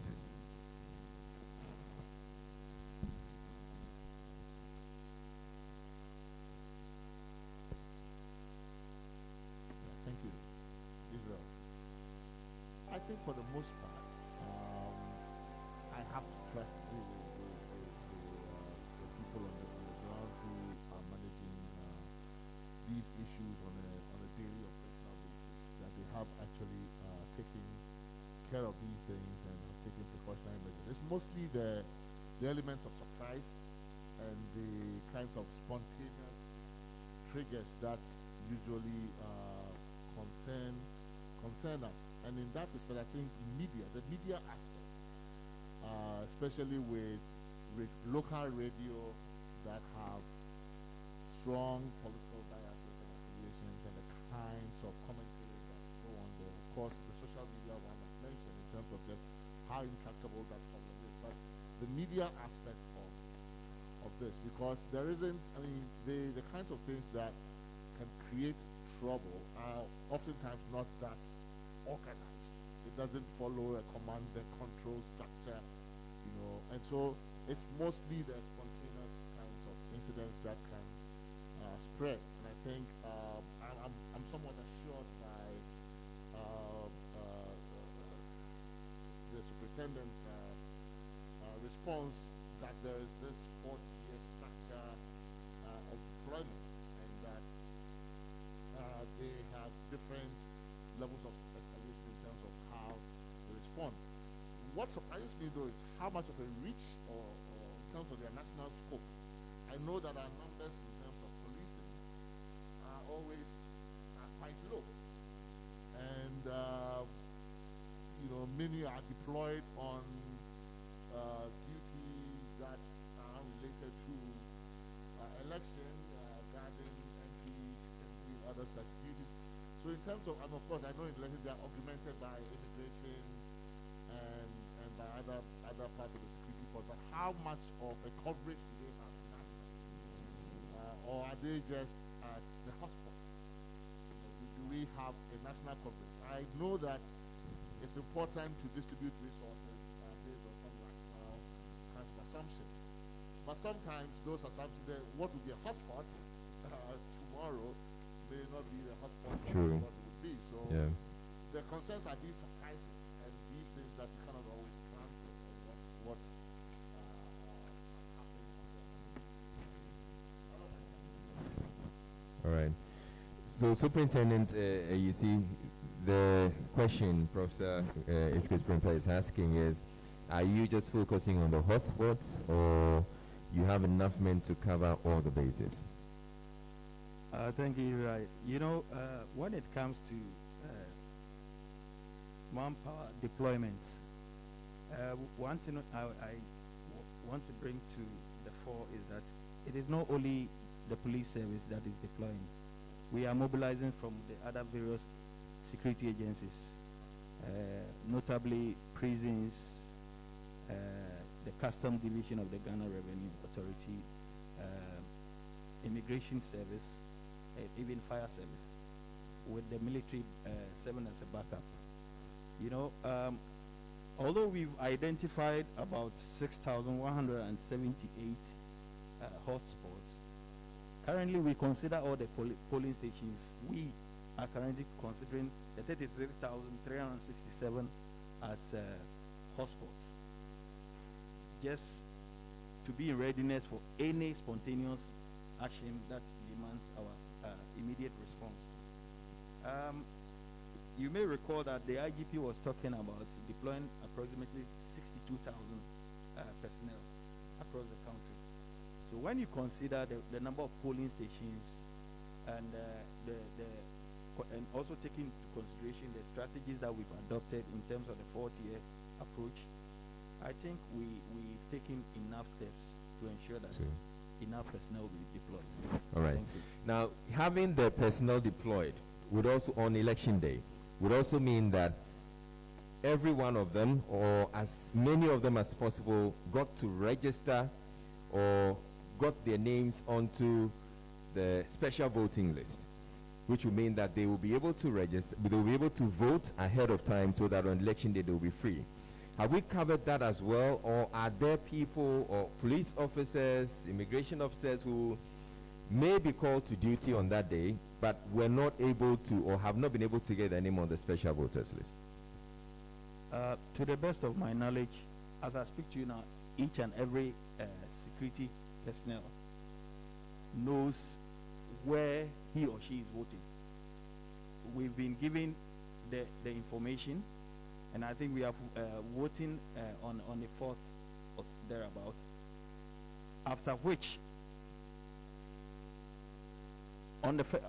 we'll be deployed to respective locations. And what I know is that on the 4th of December, those leaving the jurisdiction that they are working will be leaving to where they have been deployed. So I don't think anybody is going to be denied All right. voting.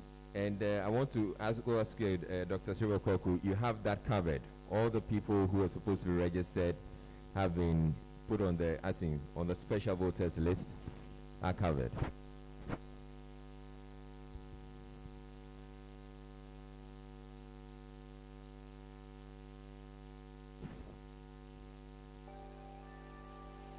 I think my brother AEC has answered the question.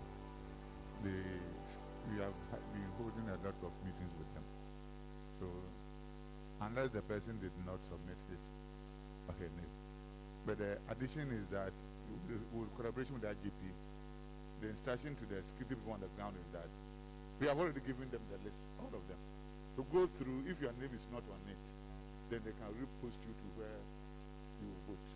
In case something happened that your name couldn't come on the list. So the arrangement is there that as many as were brought, we have put them there. But they said that they should still go through the list. If it happens that your name did not appear, then they will then reassign you to where you go so that you can work there and scatter. All right. All right, so people still have you still have a chance to remedy that challenge. Dr. Bowman, you had your hand up for a while now, so you can have the microphone. You had earlier brought into the conversation what is it that is beyond the realm of the legal and, if you call it, the role of the judiciary in addition to the preparedness of the security agencies. And I think it's very important. This is where the role, for example, of our National Peace Council becomes very important. I want to take the opportunity to warmly congratulate our new board chair of the Peace Council, Reverend Dr. Kofi, and to say that, and to do this very briefly, our political leadership must be able to express themselves, beginning with, I am committed to non-violence in the elections, rather than there is a law on vigilantes. The two are different. When you say the law on vigilantism will deal with you on a political platform, you are transferring responsibility for somebody else to do something. And you enumerated the difficulties about that. But when you begin with I, for example, I sitting here, I'm committed to non-violence. That is me. Before then we talk about anything else. It makes a difference. I wish there could be the type of support for our Peace Council to engage in the inter-party dialogue. For example, not all what you cannot do, but I know they are working with our think tanks and civil society. I know, for example, a lot of this has happened already with CDG Ghana across the region. But let's imagine Odio constituency with you multimedia, so that we hear the two of them are both new Lamte, isn't it? Yeah. Committed to I am going into this election committed to non-violence. That would also begin to speak and send signals to all the supporters, to all the party people.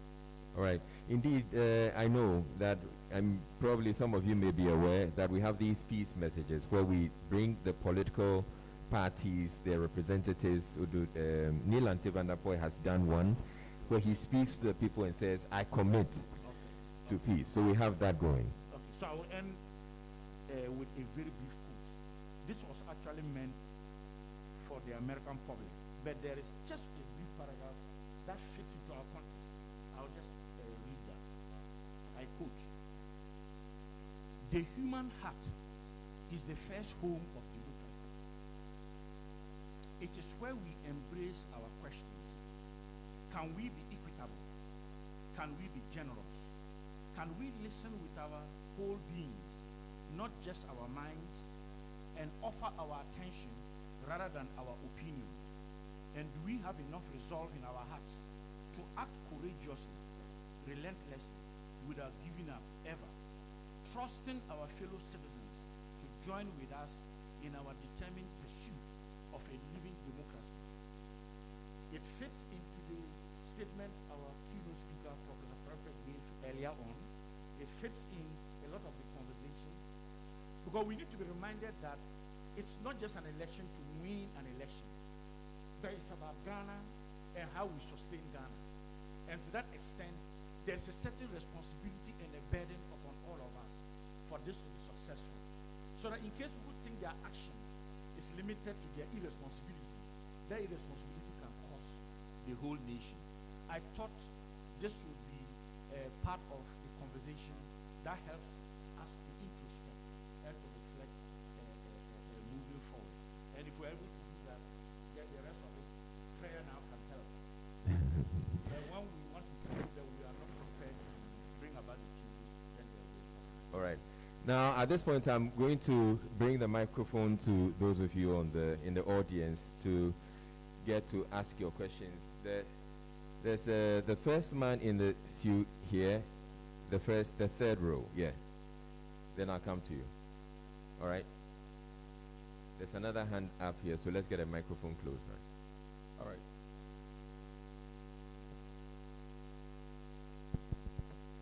Hello. Thank you, Mr. Israel. Please introduce yourself. Yes, my name is Sadiq Edutum, and I'm coming from ACDS Africa, civil society organization. And Mr. Amo actually touched on the question that I intend to ask, but I feel it's also becoming a problem in the country. And I want to make a reference to what a prophet prophesied, that the chief imam was going to die, and we all saw what happened. And that was one aspect of the whole scene where the police have to move in. Now, when it comes to the political arena, we don't seem to find a way to stem those kind of prophecies. And we know that religion, ethnicity, all of that, including elections, are some of the positive agents when it comes to violent conflict. So I want to throw the question to the security agencies and then the Peace Council, because the Peace Council is also packed with, a lot of eminent religious leaders.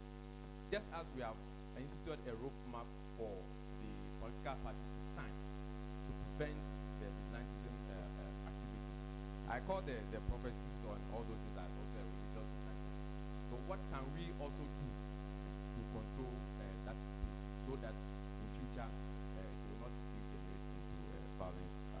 All right, thank you. And closely tied to the question you are asking, and I want the panelists to take this up, is, so the question he essentially wants us to address is, how do we deal with what he calls religious vigilantism? The prophets who are out there and who will be making pronouncements and making prophecies, and which prophecies could actually spark violence. So how are we containing that? And then there's also the issue of the media, which you, Professor H.P. Prempe, I think you made reference to, that how are we checking some of the radio stations or the media outlets that are politically aligned, because they tend to be the source of quite a bit of misinformation. So how do we deal with that? Especially, and this is open to some of the eminent people we have here, especially when, if you attempt, you can't really shut down a radio station because they may have said something. But how do you go about it then? So that's something I'd want us to all consider and see how we address that. There's another, right, there's a hand, no, right there. Yes.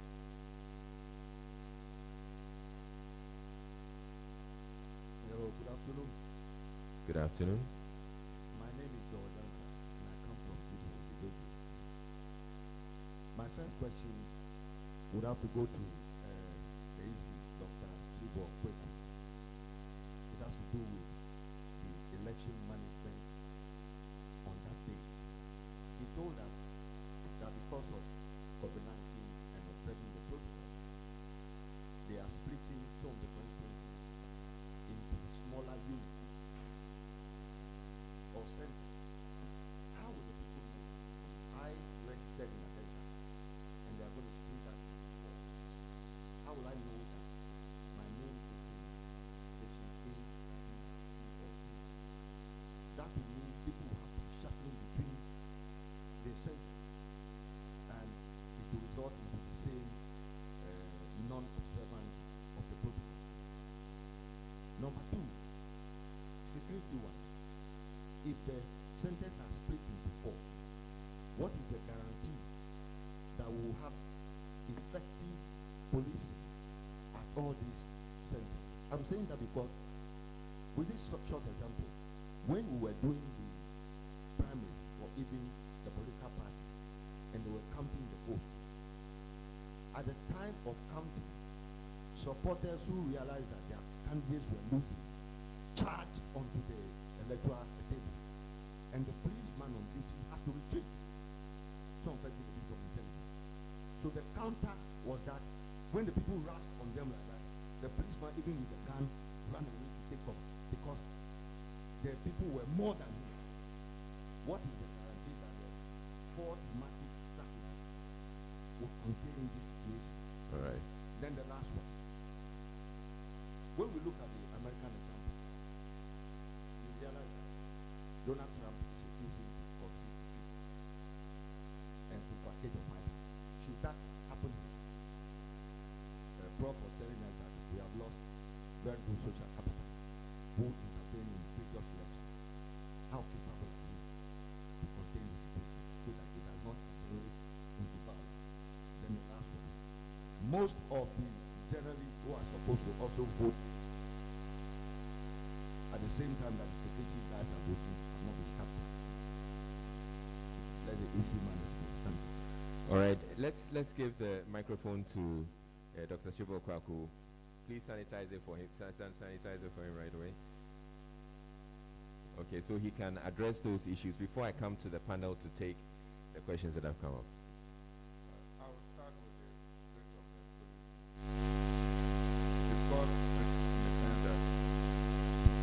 spread in the sense that it is within the same environment. For example, if this is the polling station, then the spread means that all the centers will be within the same polling station.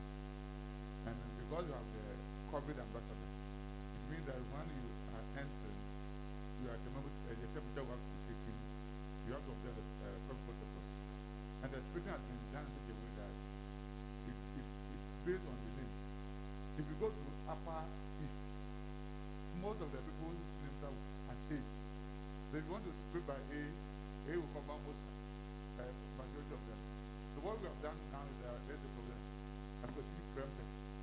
That's where maybe the first end. And the second one will start maybe IBC. So they will tell you that once you go there, the COVID person will inspect your card or ask you for your name. Then once it takes you to the protocol, knowing who is for A, who is for B, who is for C, the splitting has been done along A, B, C. So you look at based on the criteria that when you go to the protocol, go here. All right. When you go to the protocol, go here, so that we'll be able to avoid the confusion that will stop us. Noted. Then the next one will refer to the media persons whose names did not appear on the special voters. We deal with what you have. Yesterday, for example, the GJA were at the office. What happened was that they submitted soft copy of the list and the hard copy. And they told us that it contained the same thing. So we used the hard copy and did the entry, not knowing that some of the soft copy names were not on the hard copy. So that is become relevant. Again, I am aware that all the media houses, in addition to submitting the name to the national office, were contacted by the district offices of the various media houses. For example, if you take multimedia, you are within an enclave of a district. The district officer will write to you that let us have the names of, and some of them ignore them. Some of them ignore them. So all those who submitted that we have control, they have been done. Is it too late? Once, this is how it works. Once we put you on the special voting, we remove your name from the main record for that particular polling station. So we put you on absent voters list, so that you don't vote on the first and go and vote on the seventh. And once that after told you that we are going to give you the letter to the political party and you have printed them, they come to this environment. So what it will mean is that the media houses will have to assign you to closer to your center. So you can vote before you go to. Officers, you don't go and join the queue. You can vote early to go through. Then unfortunately, we can't do it. All right. Oh, exhibition is done once. Then we have already admitted the election. So we don't.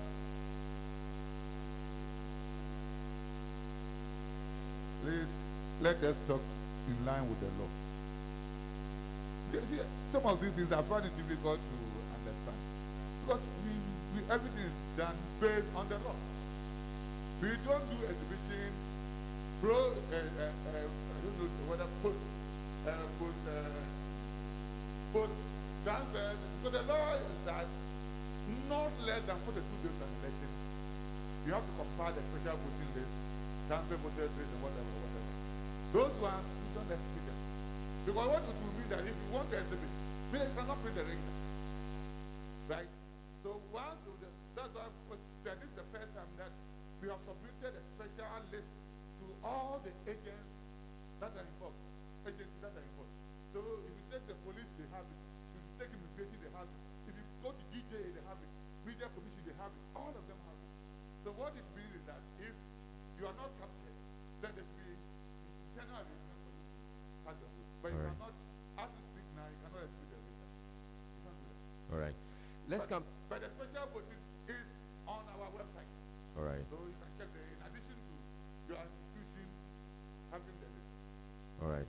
So let's come to the panel and again to some of our eminent people here. The two issues that came up, religious vigilantism and how do we check errant media. All right, Nana.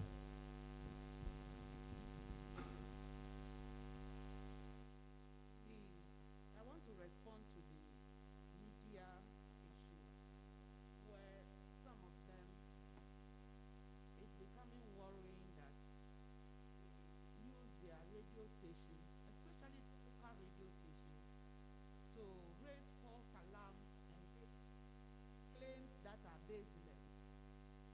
I know that the civil society has a very critical role to play and has been playing that role ever since 1992. And in 2016, especially, a lot of interventions went into addressing this hate speeches on the radio station.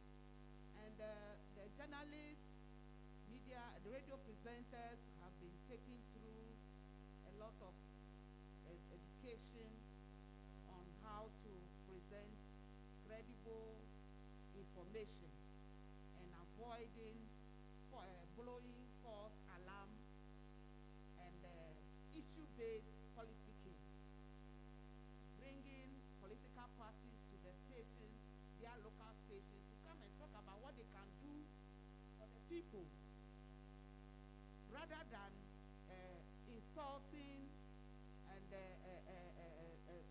making baseless claims, because politics again is about what you can do and how you want to do it, so that you convince the electorate that I want to do ABCD for you, and so when you vote for me, I will be able to do it in this way.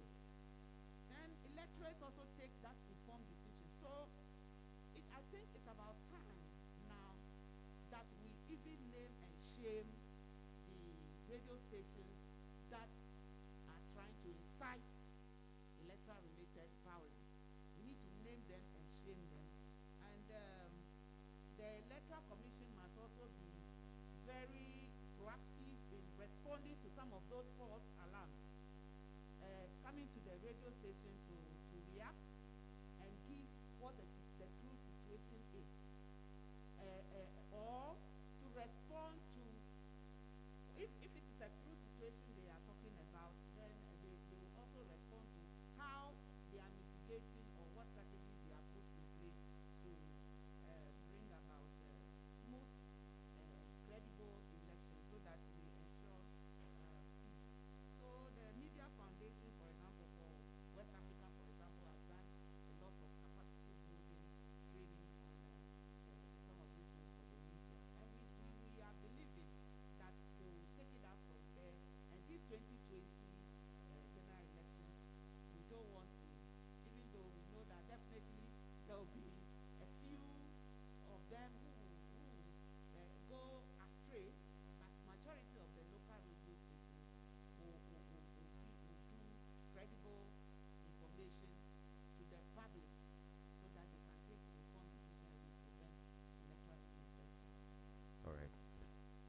In 2017,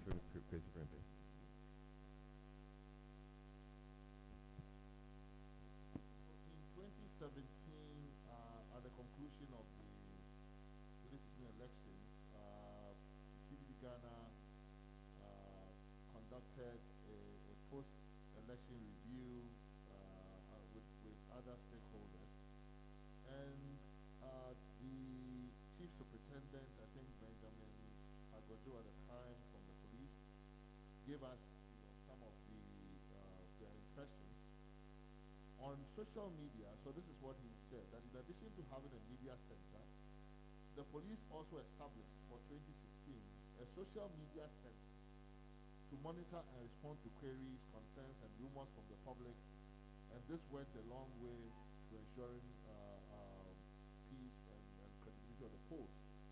So I would like to know if this has been institutionalized or continued for this election cycle. And then there was a second, there were a number of issues that he made in his presentation. I think one of them has to do with vigilantism, has to do with one of the gaps and the challenges that the police have been consistent in relating to stakeholders that they face, which is that they cannot prosecute electoral offenses, and that of course this can only be done at the instance of the Attorney General law, and that has been one of the handicaps that they face. So notwithstanding all of the enhanced penalties in the new law and all of that,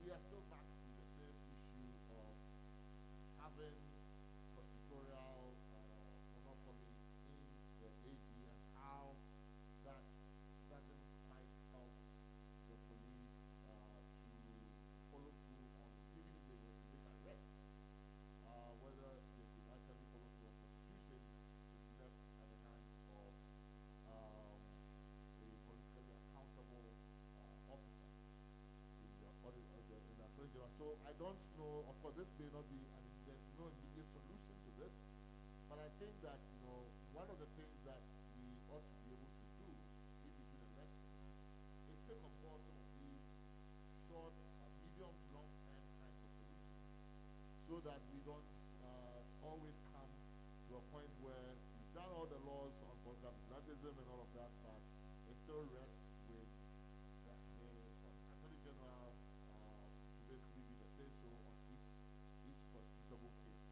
And I don't know whether the police have made any representations on that this time around, or what they intend to do. But these citizens, of course, has in support of that proposal to at least carve out some area where, as we say, anti-corruption, we could actually have the police almost be given a fiat, standing fiat, unless you are stopped, you can proceed with prosecution of some sort, so that they don't have to always suffer this kind of handicap when it comes to prosecution.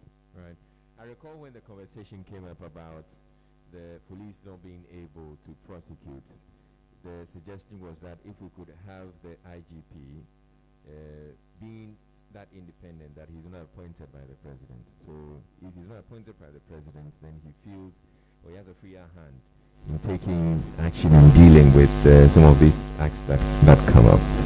I don't know, yes, before the election, I'm not sure we can handle that, but after the election, in between, or before we go to the next election, we probably maybe we want to look at that.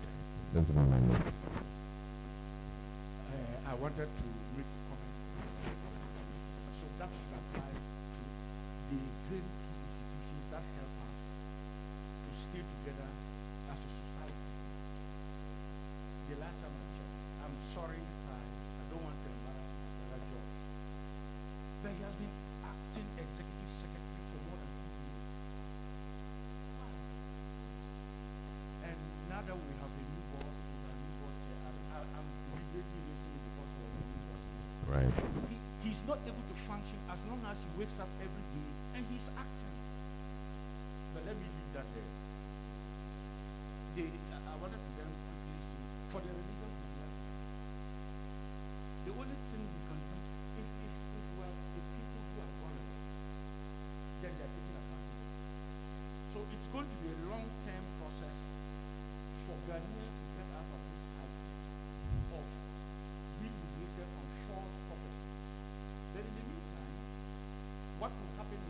the Catholic Bishops' Conference just issued a statement appealing to prophets to stop prophesying. That's the only thing we can do. So let's hope the Christian Council, the Charismatic and Pentecostal Council will do it. The office of the Chief Imam will do it. That's the only thing you can do. But whilst you do that, in the churches and in the mosque, you continue to educate. And there will be a time that they will no longer be relevant. But we have allowed them too much space, and they are taking advantage of it. My good brother who raised the question. Then the quick addition about the media houses is, I'm the one holding the mic, and I can say for myself that on election day, I will only listen to credible sources, like your media house. Like, I'll go to Ghana News Agency, the website. How do we create a situation in which we can separate the chaff from the real, and people then can make deliberate choices of who they want to listen to? And you said you cannot shut down the radio station, but people can have a choice not to listen to that radio station. And if you can say that because of the way your media house is behaving, you are not credible, and maybe it's too late in the day, but we could have been able to get a pool of media houses that the EC could have said, we appeal to Ghanaians to listen to credible sources of information from these media houses. In addition to what Prof said, that on the Twitter handle and on the Facebook page of the Ghana Police, there's a constant update to cancel out rumors, correct what is false, and let people see what is right. And finally, the one referring to, well, first of all, let us pray and go. And I'm sure Prophet we should do it, that none of our political leaders can ever do a Donald Trump. And so the issue about concealing will not be like we are seeing it. But I made a statement earlier on that the more we are transparent, the more it is credible, the more it is. One of Trump's accusations was that anytime it is strong, it will change it to Bible. Now, that is completely a rumor. So easy. Maybe you should, somewhere it has been established there's a supercomputer that can change. And once people are able to know that these things are not possible, it will help. But on a more serious note, I wanted to refer to the example of 2008. In that instance, it was not about conceiving. It was the tensions that immediately mounted when there was a perception that the EC was going to accept, for the lack of a better word, doctored results that were coming from some constituencies with inflated numbers. And the tension just mounted. At that time, our Peace Council was not yet statuted. It was not yet backed by an act of parliament. Cardinal Texan was the chair then, but he was living in Cape Coast at that time as Archbishop of Cape Coast Diocese. And everything was done for him to arrive in Accra. And for me, the secret which is important here is you need to engage. On the night of the 29th of December 2008, we met at that time the leaders in peace, Professor Atamils, at that time candidate Nana Akufo-Addo, breakfast, President John Kufuor, and in each of these meetings, they were basically having a conversation about what each stakeholder can do. For example, the one with President Kufuor inspired him to immediately give an interview to BBC that I'm just waiting to hand over to who the EC will declare as the candidate who won the election. So everybody backed off.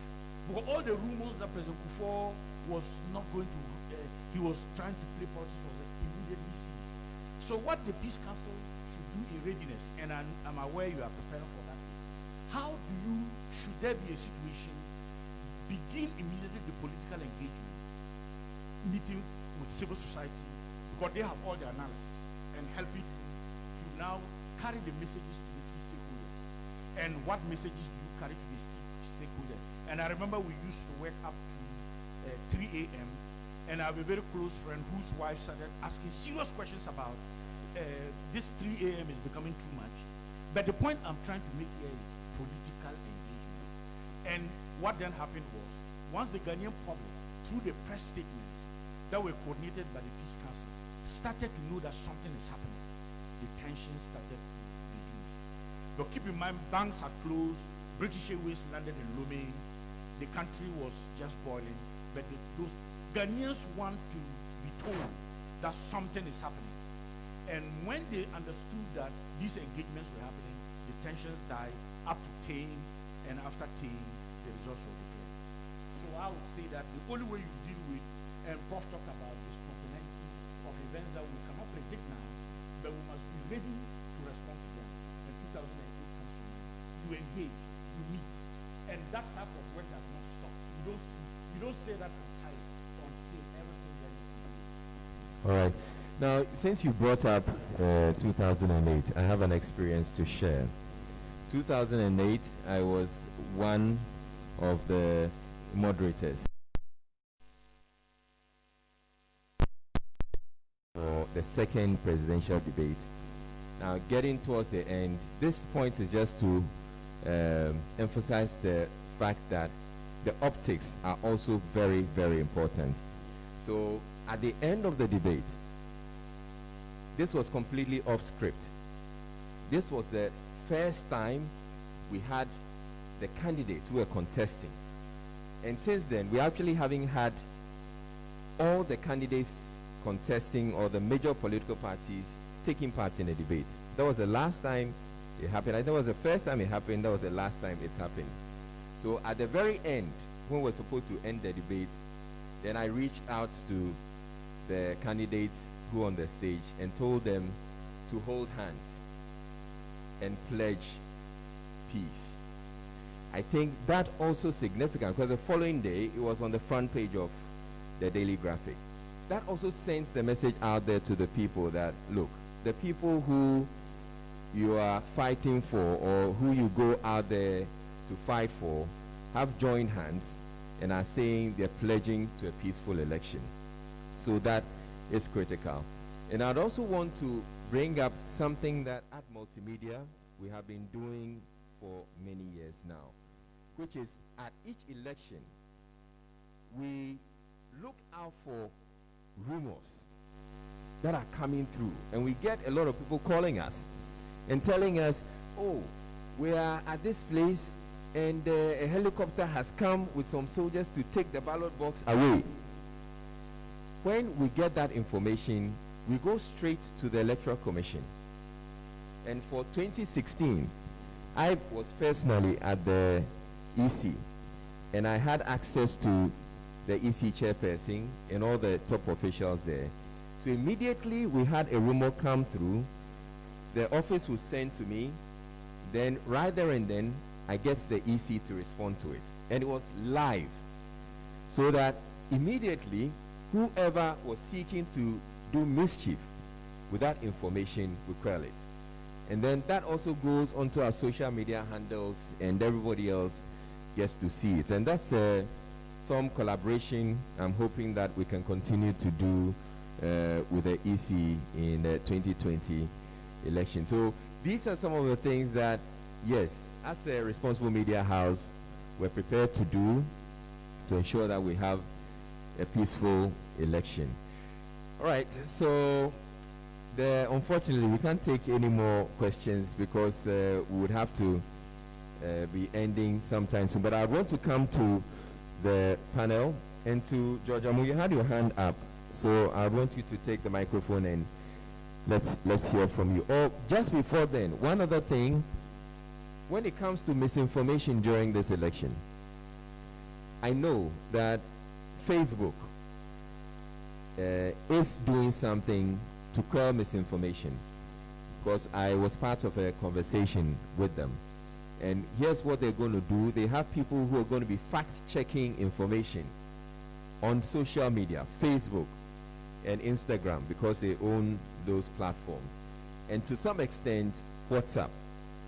But for Facebook and Instagram, if you put out information, there are fact-checkers who are checking that information, and immediately, as we see happening with the US election and President Donald Trump having his tweets marked, Facebook is going to be doing something similar. to some extent,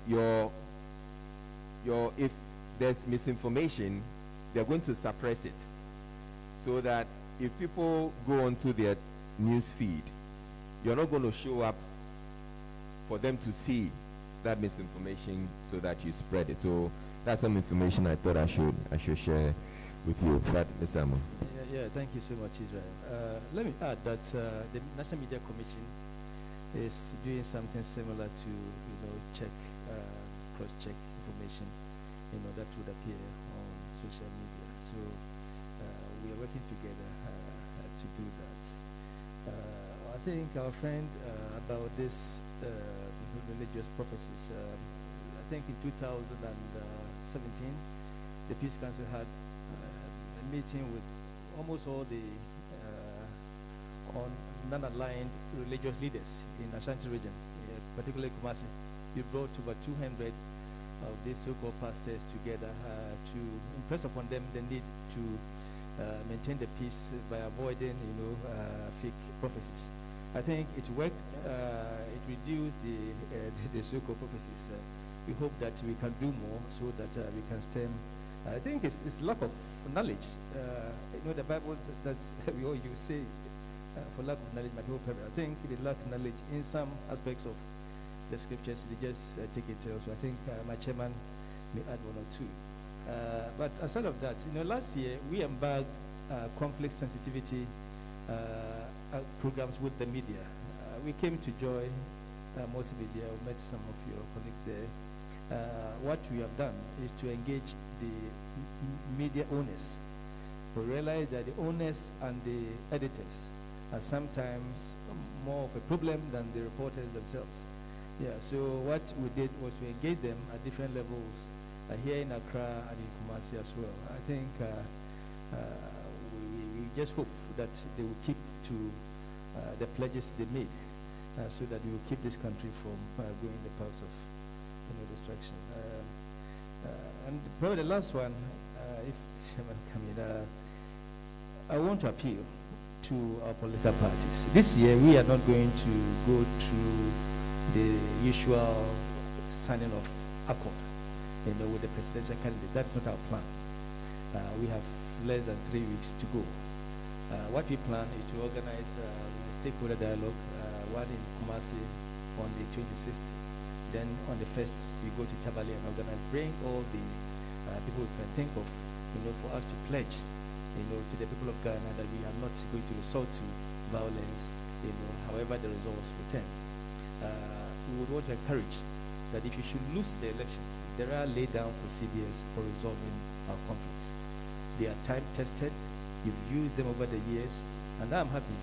The two main contenders, the former president and the current, they both tasted defeat and success. And I think I can't agree with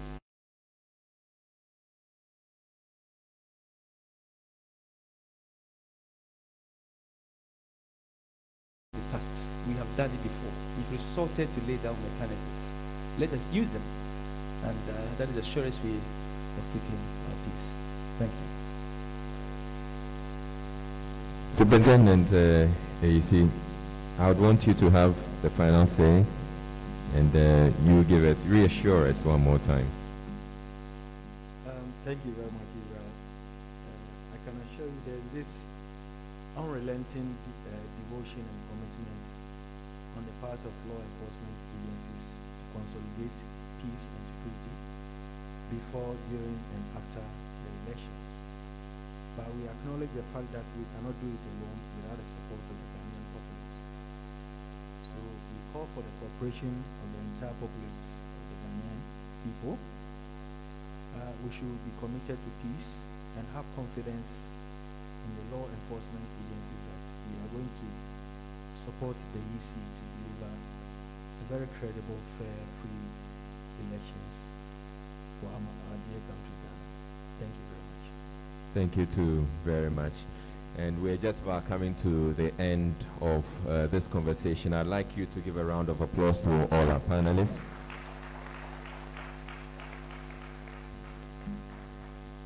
And then let me quickly run through some of the key issues that came up. So one of the questions we're asking, to what ways, in what ways do we deal with the growing religious vigilantism? I'm sure that the chairman of the National Peace Council would include that in his remarks. Then how do we collaborate on peace commitments by the candidates and parties? Media strategy. What ways do we collaborate with the media in response to the spontaneous or issues that may come up? And then how do we also nurture social capital to deal with emerging electoral violence? That came up strongly, so that we can have some key people who, should it get to the point where we need them to intervene and speak to the political parties, they have that social capital. And then the suggesting is also to name and shame radio stations or media houses generally that incite political violence or spread misinformation. Security personnel, or I guess in that same extent, we should also praise those who are doing a good job and point the populace to those people. Security personnel posted by the National Election Task Force should be followed to be assured they are carrying out their duties and they're not doing anything untoward. Then it is in the interest of the EC to publish names of registered voters whose names have been expunged to quell all anxiety and confusion at the polling station. Well, Dr. Sribokweku believes that they have a way of going about it, and it's worked, and they don't think that they should do it any differently. But these are suggestions that you may want to take on board and see how you can work on it for future elections, because we're all learning, and it's these lessons that would make or keep making our elections a lot better than what it is now. So at this point, I would want to invite Reverend Dr. Ernest Tedu-Gyamfi, who's the chairman of the National Peace Council, and he will come and give us his closing remarks. A round of applause for him, please.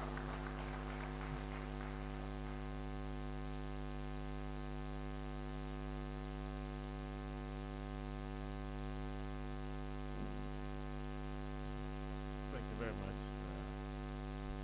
Israel, and also to all our panelists for contribution that we've made to this discussion this morning. We began by stating that the processes that we're going through now has virtually become a ritual that we do go through every 4 years, preparation for our elections. But we do these things because we don't take for granted the peace of this country. So we have examined some of the key issues that are confronting us.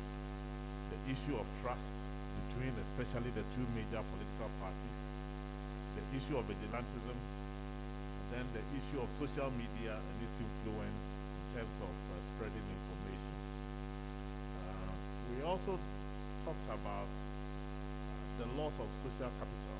I believe that we've lost some people. For those of us who were around during the 2016 election, we saw how we had to fall on some of these people at the last minute before finally the results were declared. But we are happy to announce that there are still a lot more people around who can be relied on when we come to some of those situations. So we need you to covet your prayer that we will still have these eminent men and women to help us when we get to those situations where we need their help. We've looked at the fact that we are looking at 33,360 polling stations, but our police have given us the assurance that they are ready to deal with all these situations, and we are so grateful to them for the assurances that they are giving to the public, that they will assist us and ensure that the polling will become peaceful and transparent and also credible. In terms of the National Peace Council, our responsibility is to help maintain the peace of this country, and if possible to prevent it. We are very grateful that even though the council has just been inaugurated, by God's grace, 5 of us who were part of the old board are back on the new board. And so we are coming in back with some institutional memory that will be helpful to the board in terms of executing our program. But for us as a board, the council, there have been several engagements that we have been going through. After the vigilante dialogue, the signing of the peace accord, the roadmap, the council has engaged various constituencies in terms of training programs. And currently, we've covered about 80 constituencies out of the 270. And we still want to do a lot more between now and the election day, trying to educate them about the vigilante bill, what is involved, and how we need to conduct ourselves. Some of those training programs have been very, very successful. Especially after the training, you have political party activists who pledge in those trainings to work together and even go into their own community and speak to people about peace. We are hoping that the more training we provide, it will provide us the basis for us to deal with some of these challenges that we are having.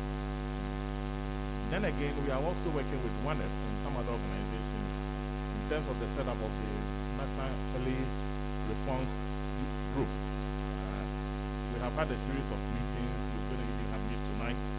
We have teams across the country that are accessing information across the country in terms of what is happening. We analyze them, and then we find strategies to deal with those problems.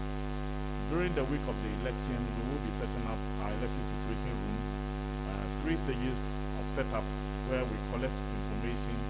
We have professionals who will sit down and analyze the information and then pass it on to the eminent members to take the necessary action. And in the past election, there were 4 news conferences that were held in between the election period to ensure that the public were educated. These things are going to be put in place during this year's election to ensure that the election becomes as peaceful as possible. The other problem that the National Peace Council is involved in is that we've noticed that even though the vigilantism bill has been passed, the top hierarchy of the parties are not, as it were, somehow distancing themselves from those things. Parliamentary candidates are the ones who are perpetuating those things. And so there has been some engagement with some of these parliamentary candidates. Although the DODO, we've been there. This week, we are going to be in Aswasi. Aswasi has also been another major issue. And so we are trying to get the parliamentary candidates to sign their own peace accord within their constituencies to calm down the tension that we are facing in this country. Somebody, I think Dr. Manager was asking about the delay in confirming our executive secretary. I would like to announce that he's now been confirmed by the government. So, he is the substantive executive secretary for the National Peace Council now. We are grateful to hear the news about the social media interventions that we got. I think this is one of our major programs. And 2 days ago, we did one training here for strategic security management. And I had to put on the platform to find out from our members what was the best way to handle this, because it's become a problem.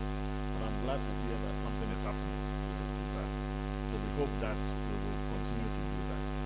But the National Peace Council itself has also started engaging the public on social media. So we have something circulating on WhatsApp now, and on Facebook. We are doing all those things also to take up the space for social media to provide some information. We hope that these things will help us to have a credible election. Thank you so much for being with us and sharing in this program with us. God bless you.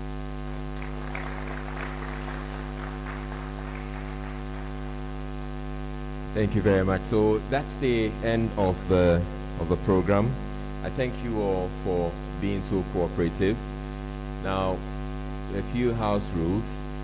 All those who were acknowledged during the program, I want you to stay seated. Stay in your seats. Now, my colleagues in the media who registered as media, please get to the table at the back before you exit. And then the rest of us, there's lunch at the entrance to the auditorium. So please pick up your lunch. We're supposed to have taken a break, but we didn't want to keep the program dragging, so we skipped that. So please, we'll take care of you as you exit the hall. Thank you very, very much.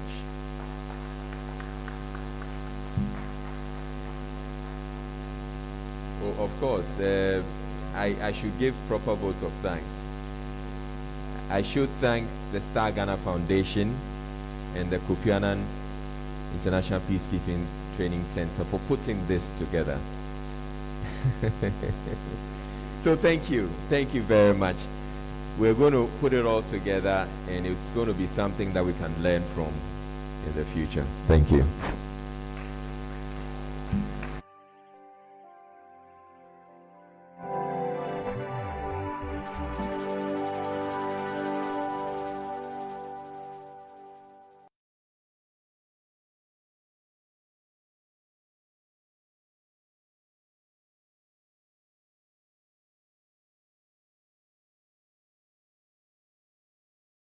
For change. Since 2010, we have encouraged citizens to play an active role in the development of their communities and the country. Star Ghana belongs to all Ghanaians, and Star Ghana exists to enable citizens become active participants. The voices of many citizens are not always heard simply because of who they are or where they live. We want to change that. We've supported and strengthened 226 partner organizations to work with citizens to have equal access to the opportunities, resources, and services they need to reach their full potential. We are backing a campaign to ensure that women's rights to own land are protected by law. Star Ghana helps to advance a healthy and inclusive democracy. We supported 111 projects which helped to achieve peaceful and credible elections in 2012, 2013 and 2016. Star Ghana has delivered many successes and significant changes that are making a long-lasting contribution to Ghana's development. And now, we embark on a new chapter to become an independent Ghanaian-led organization as the Star Ghana Foundation. The new Star Ghana organization will help to move development forward by providing the platform and the resources for like-minded organizations interested in Ghana's development to work together, talk to each other, share ideas, and provide a common front. Everybody should come on board and support Star Ghana as a good cause for achieving the development that we desire to leave our children. Star Ghana Foundation, promoting active citizenship for change.